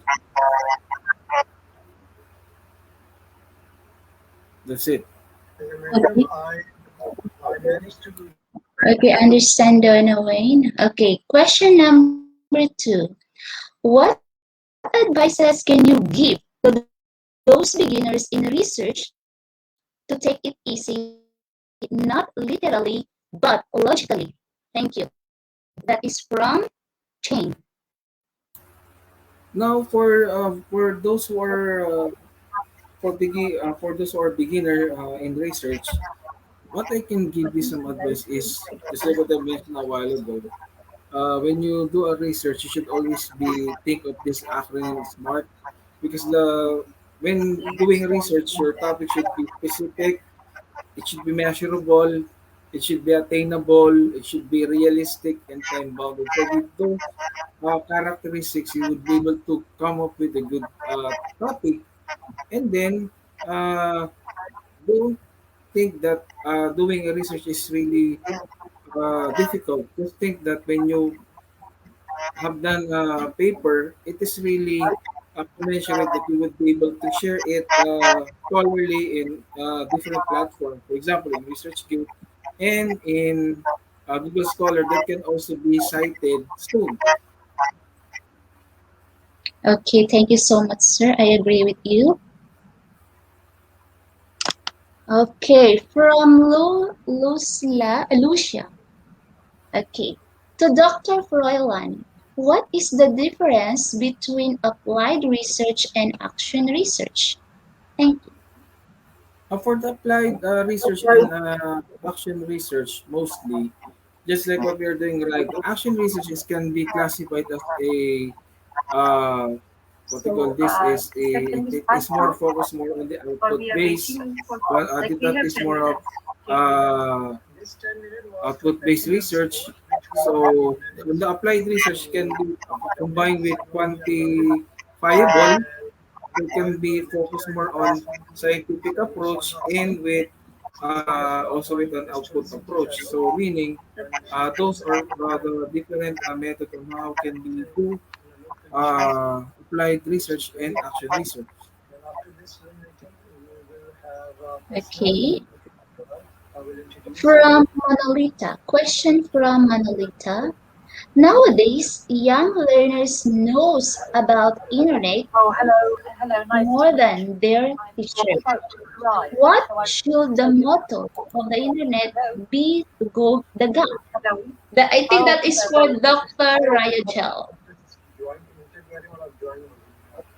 Okay, can you hear What me? should be the motto? I think Oh, hello. Yes, the principle there is we need to update ourselves, no, in the use of technology so that we will not be late, and at the same time we can go with the flow with our students. We can easily understand the language of our students nowadays. There's a saying actually that we cannot give what we do not have. How can we teach our students something that we do not know? Of course, being in that, we teachers should also upgrade and update ourselves on the latest trends in technology. okay, thank you so much. Okay, from Ramos. For Dr. Movo, hypotheses can be made by assuming the results in the research objectives. Yeah, when you set a hypothesis, it can directly answer the objectives, of course, because you are setting variables. It's number one thing that you need to do, aligning to your topic.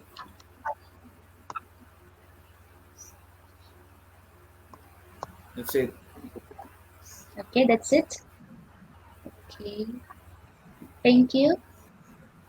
From Irene. Good evening. Question for our speaker, Dr. Novo. Can you share some journal where we can publish our researches? I have my journal since I'm also an editor in chief. My journal is indexed in Crossref and in Google Scholar, and soon it will be indexed in Index Copernicus and Broach. So maybe I can share it later, the website of the journal and the ads.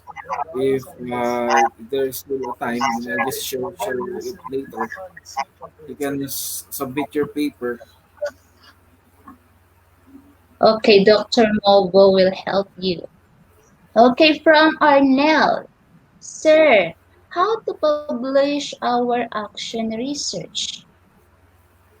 You can publish it, but you have to comply with the requirement that it should be published in an IMRAD format. Of course, that's number one rule. Mhm. So let's say in the case of my journal, since you have a template, you should follow what is the prescribed format or the template that we are doing. So that's number one rule. And of course, it's very important to your paper that it must have I the don't clearly really admit defined problems. because Yes, that's true, sir. Okay, next question okay, let me check.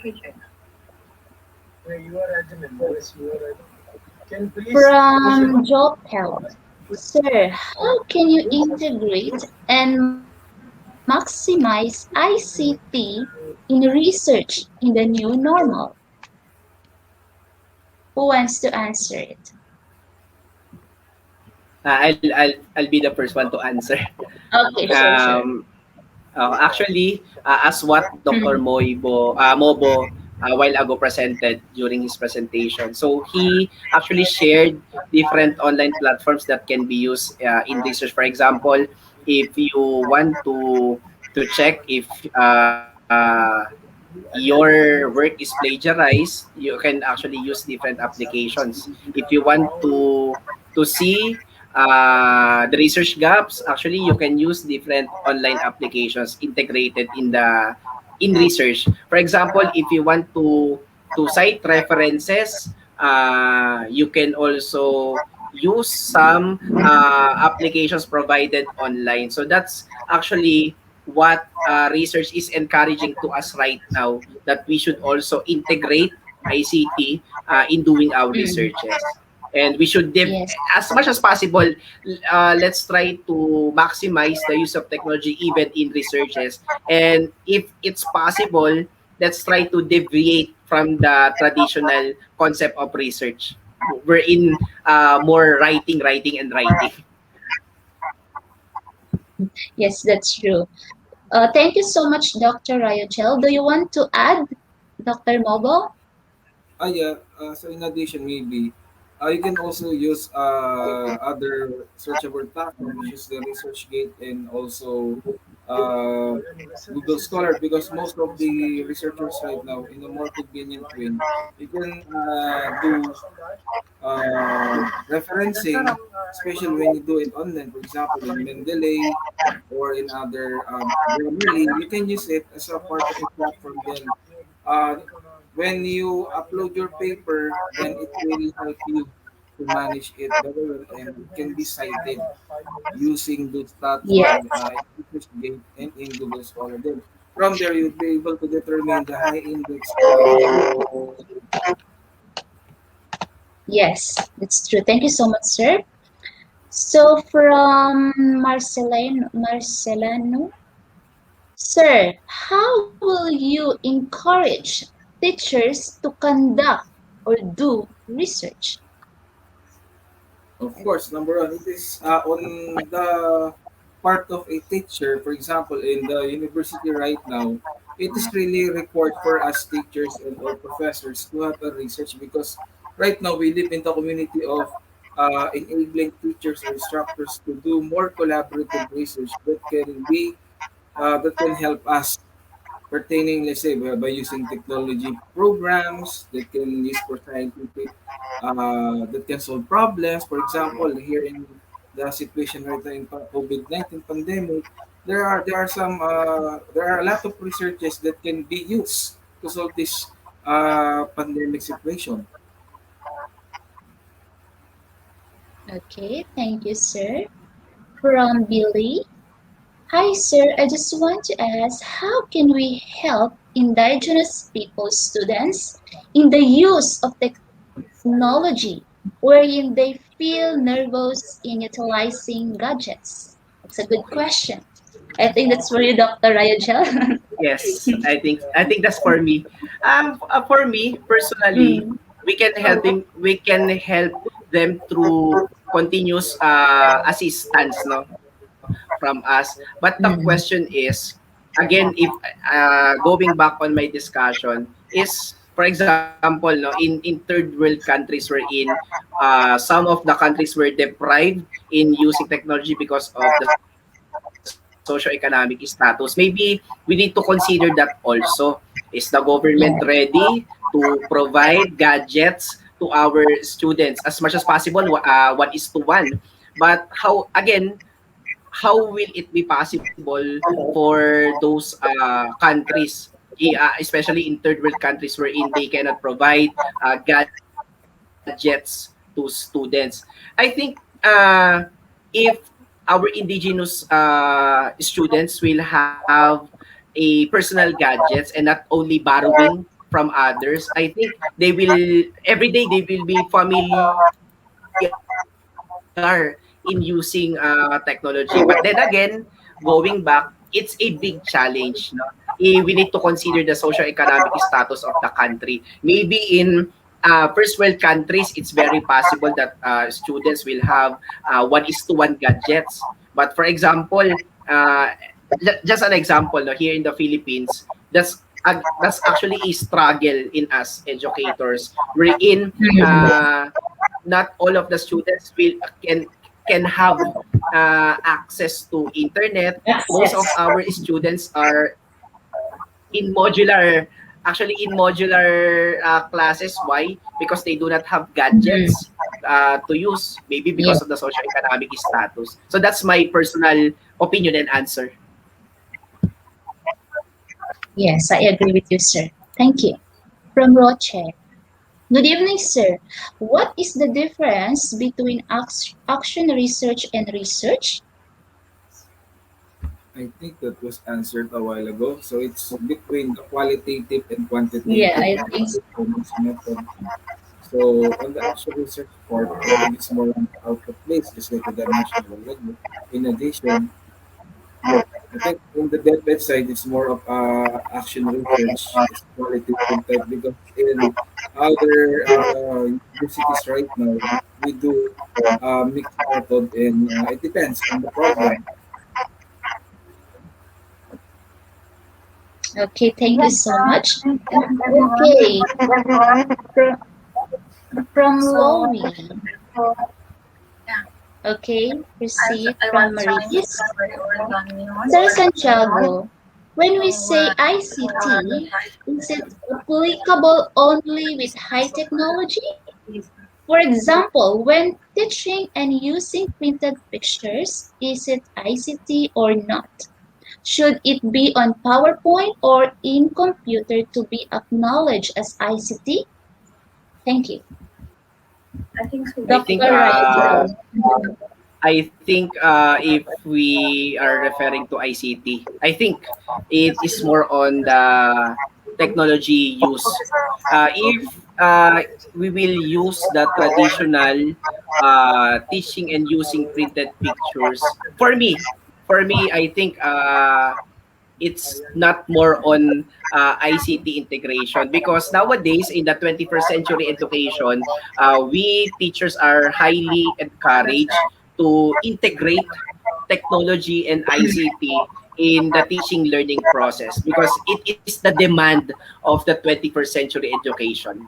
So I think no, if we will still use the traditional method that we are using before, so I think we are not complying with the 21st century education. Yes. Thank you. Okay, no more questions. Thank you so much. Ma'am, can I share the journal, my journal before we end up? Can you share it before we Sure, sir. And we have to ask our moderator. so can you share it right now, ma'am? The slide. So just like what I mentioned a while ago, the uh, my journal. So for those who are is it visible right now, ma'am? Yes, you can see So it, if sir. you are interested to submit your paper, this is my Mm, journal, the disciplinary journal. So the submit this is the frequency is monthly. So we are accepting papers for June publication until May 31, and then it will be published most likely on or before June 15. And then this journal is already indexed in Google Scholar, Crossref, and PKP index, and soon it will be indexed in Doge and Index Copernicus. This is a 6 month old journal. Then next month, we have an upcoming event.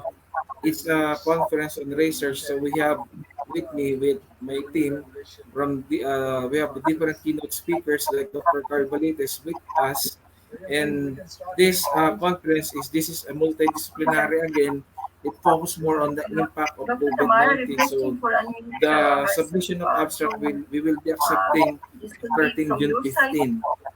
So if you're interested, just like what we have discussed last time with my committee, for the presenter, the fee is 20 US dollar, but for the audience, just like what my boss mentioned, it is the registration fee is waived, so meaning it is free for the audience. So if you're interested, you just go on the website and visit that. So thank you and God thank you bless. so much, sir. So, additional information, maybe if you're interested, I am also a journal manager of Century's Journal of Humanities and Social Sciences. So, if you want to submit your paper, you can submit. So, that is 2 issues per year. So, free charge. So, okay. Thank you so much Now it's for time this. for certification process. So it's always the same. We already pinned the certification link into comment section. Sorry for that. Actually, it's now lots of participants trying to claim their certificates at a time. So it's a issue of traffic. So don't worry about that. Our certificate is always the same process. If you are not able to download it right now, so no problem, try it after 30 minutes, after 40 minutes, even though you can try after a month. So no problem about certification, because we believe that, we strongly believe that certificate without learning, certificate is just a piece of paper, nothing more. So those who are waited long for certificate, so it's a request, or we already just shared the link into comment section, and also pin the certification link into comment section. Just browse www.eduigp.com and you will find today's topic. Just if you are new, then create your account, and if you are already have account, then directly you can click enroll. After enroll, at the same place, at the same button, you can check one thing is that, that is get your certificate. So click get your certificate, and your certificate will automatically download it.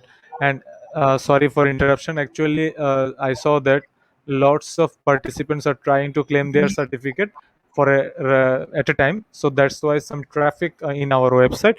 So no problem about that, you don't need to worry about certification.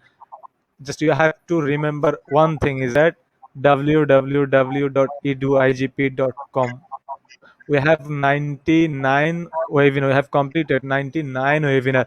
That means if you are want to learn, then till now you can earn 99 certificate from our website. It's totally open for all, but our condition is only one, that is, without learning, certificate is just a piece of paper, nothing more. That's why we always open our certification system for all. Still, if you want to learn, then you can click the program description itself, and you can find the program link. You can click on program link, then the link will be directly, uh, you can redirect into the program, and you can check the program. After the program, you can claim your certificate if you want to learn. And for today's certification is always the same process. Just you have to browse www.eduigp.com, and you can find three program, like one program for mental health, which is our upcoming program, and another one is for global leadership forum, which is our next program for 19th May. And you can find today's topic, ICT and research. Just what you have to do, if you are new, then you have to create an account. If you have account, then you can click just enroll. And one more announcement is that lots of participants, lots of believe me, lots of participants are messaging into our inbox, how can we register. For those, it's a direct announcement.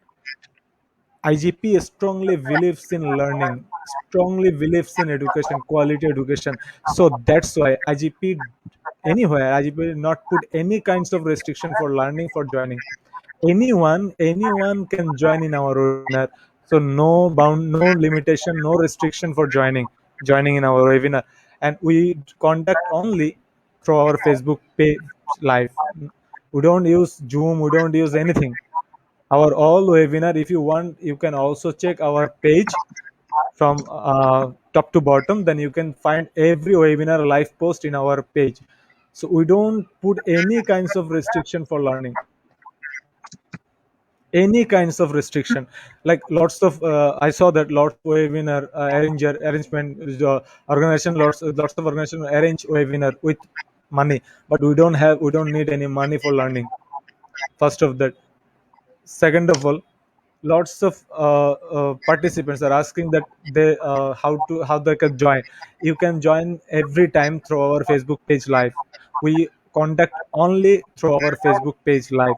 And for certification system, I already told that still now is the same process, which you have to do. Go to Google or Chrome, anywhere, go to any browser, just browse www.eduigp.com. After that, if are new, then you have to create your account. If you have directly account, then you can also uh, enroll. After that, on the same button, you can find the next button, get your certificate. So click on get your certificate. till the date till date you don't need any code for certification. Can I watch this class and other missed classes after life? Definitely you can. Not only you, and everyone can check our previous life and then can claim their certificate as well. So no problem about that. Because I already told that we believe in learning. We believe in knowledge sharing.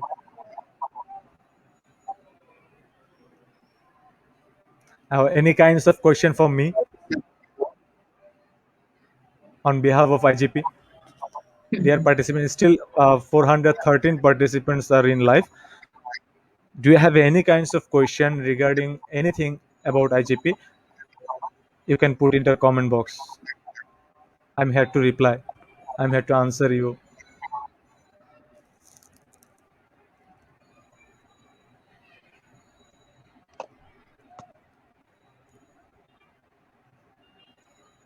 And one more announcement: we are completely booked till August. That means we have several programs till August, and our program schedule is always day after tomorrow. That means one in between time, 1 day gap, and after 1 day we'll have the sequence program till August. Still now, and hopefully we can arrange 2021 full. So no problem about that. What have we to write in class code? Till date you don't need any class code for that portion. You have to click on enroll, and after that you have click the same button, get your certificate. You don't need any class code for till date. Sir, what is the criteria to become a lifetime membership? Wow, it's a question for lots of participants. Actually, I want to clear it.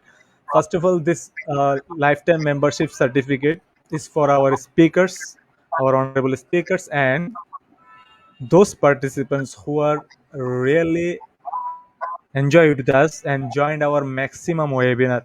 That means maximum, should noted that maximum means 70 plus webinars with us. And this is not by recommendation.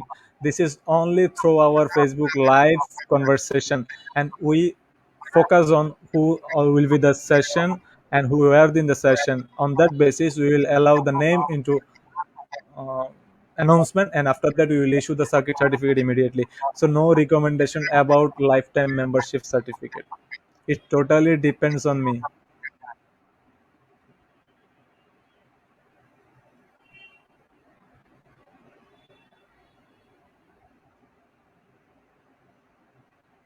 What is the pink certificate are you referring, ma'am? Pink certificate, this is for I think you are saying about this one. If this one, this is for certificate of membership. This is certificate of membership and our global professional member. And not only membership, this is some advantage facilities with this certificate. Now till date we have 47 universities, organization, trust, and foundation we have collaborated, and you will get all benefits like training, education, consultation, research, funding, scholarship with based on our MOU partnership, universities, organization, foundation, and trust. So this is not only a certificate. This is recognized, and you can check the certification body in the left side. Here is our MOU certification partner like US Advisory, Greece Advisory, Indonesia Advisory Board, Philippines Advisory Board, and India Advisory Board. And at the bottom part, you can see the signature of our chairman and director and founder. So this is not only a certificate. If you can show the certification with our MU universities, then you will get scholarship if you meet their categories.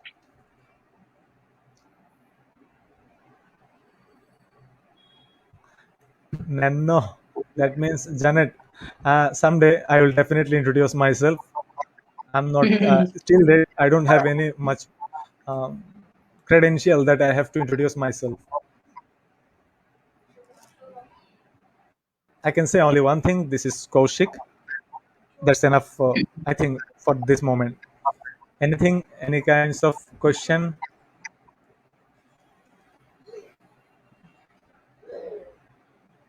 Can't access to certificate link. I already told that it's based on traffic in our website, so no problem. You can try it after 20 or 30 minutes or after 15 minutes, or you can try it tomorrow morning also, no problem.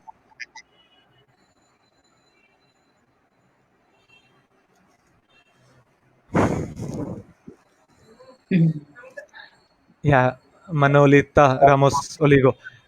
Your membership and sir, membership card and certificate is all pending. Actually, it's now more than 3,000 application are pending right now. So don't forget that 3,000 application are pending right now, and our team will answer everyone. Not only you, answer everyone. So no problem. Uh, just you have to allow us some time.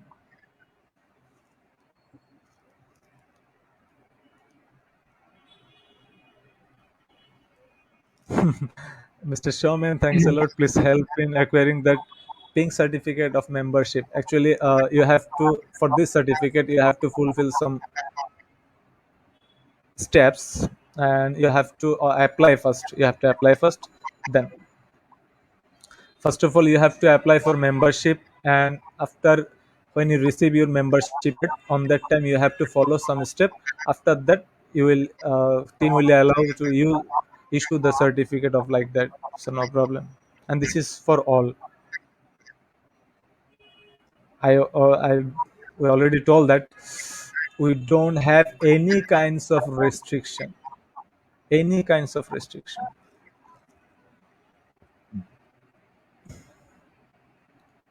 I tried, but still I couldn't download my certificate.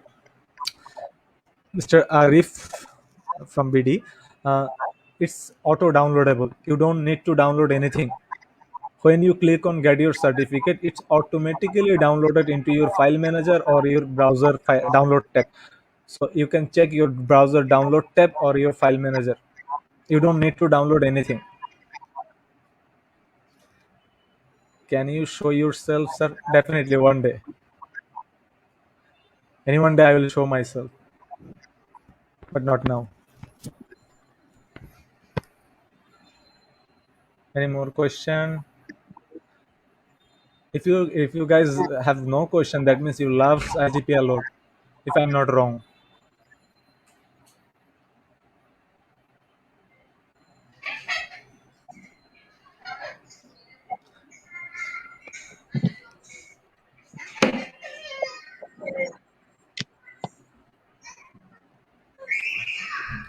Certification link don't work. I already told that, no problem. You can try it tomorrow morning also. You can try anytime. Sir, hope to see you virtually. Not only virtually, you can see me physically in Philippines also. Just pray for the world. After this COVID, you can see physically in Philippines me. No problem. How to log in? Just create your account in browse www.eduigp.com and create your account. After that, you can claim your certificate. Can't access the link. I already told that lots of traffic in our. I already received my certificate to check. Now it's working, but for betterment, I suggest just give some time for that. After you can try it after 10 to 20 minutes, no problem. Yeah, Avijit Srivastava, sir. You can try it 10 to 20 minutes after, no problem. You can try it tomorrow morning also. You can try it tomorrow evening also, no problem. Yeah, signal is here in our country also. Yeah, definitely. And one more announcement is that we are trying to collaborate with Department of Education Philippines, and also CPD unit, trying to collaborate with CPD unit for foreign CPD unit. So just pray for us.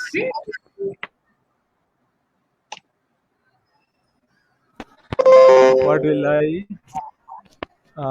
do to get tomorrow? Because you can try the link tomorrow also, no problem about that. how to become a global professional member. You can check the live post itself, because maybe uh, I shared a link for certification, and if you are interested, that you can also consult with our page inbox. Yeah. Fortunato is true. It's absolutely true. Sometimes contexts because of net is not stable. Yeah, that's true. And you can also take support from our team, which is always to support you. My favorite, our core volunteer and our customer service representative, like Janet S. Kablau, and another one is Calvin. They are always ready to support you. And you can check also, Nano Here is one of them, Facebook ID. You can also consult with them. You can just knock her. She will reply you, and she will coordinate with you how to claim certificate.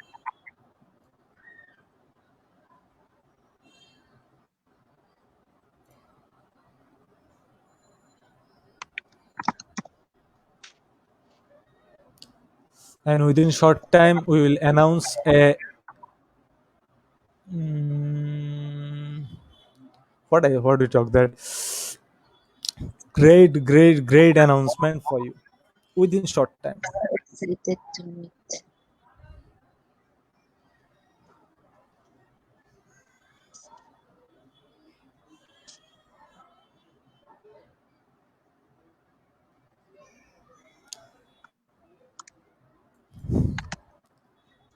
Roena Inodio. Okay, you have a question, sir. What are the requirements to become a member? I have one question to you. What are the Yeah. requirements to become a family member in your family? Do you need any kinds of requirements to become a member in your family? no, no That's the requirements. reason. We don't have any kinds of requirements to become No our family, requirements. Sir.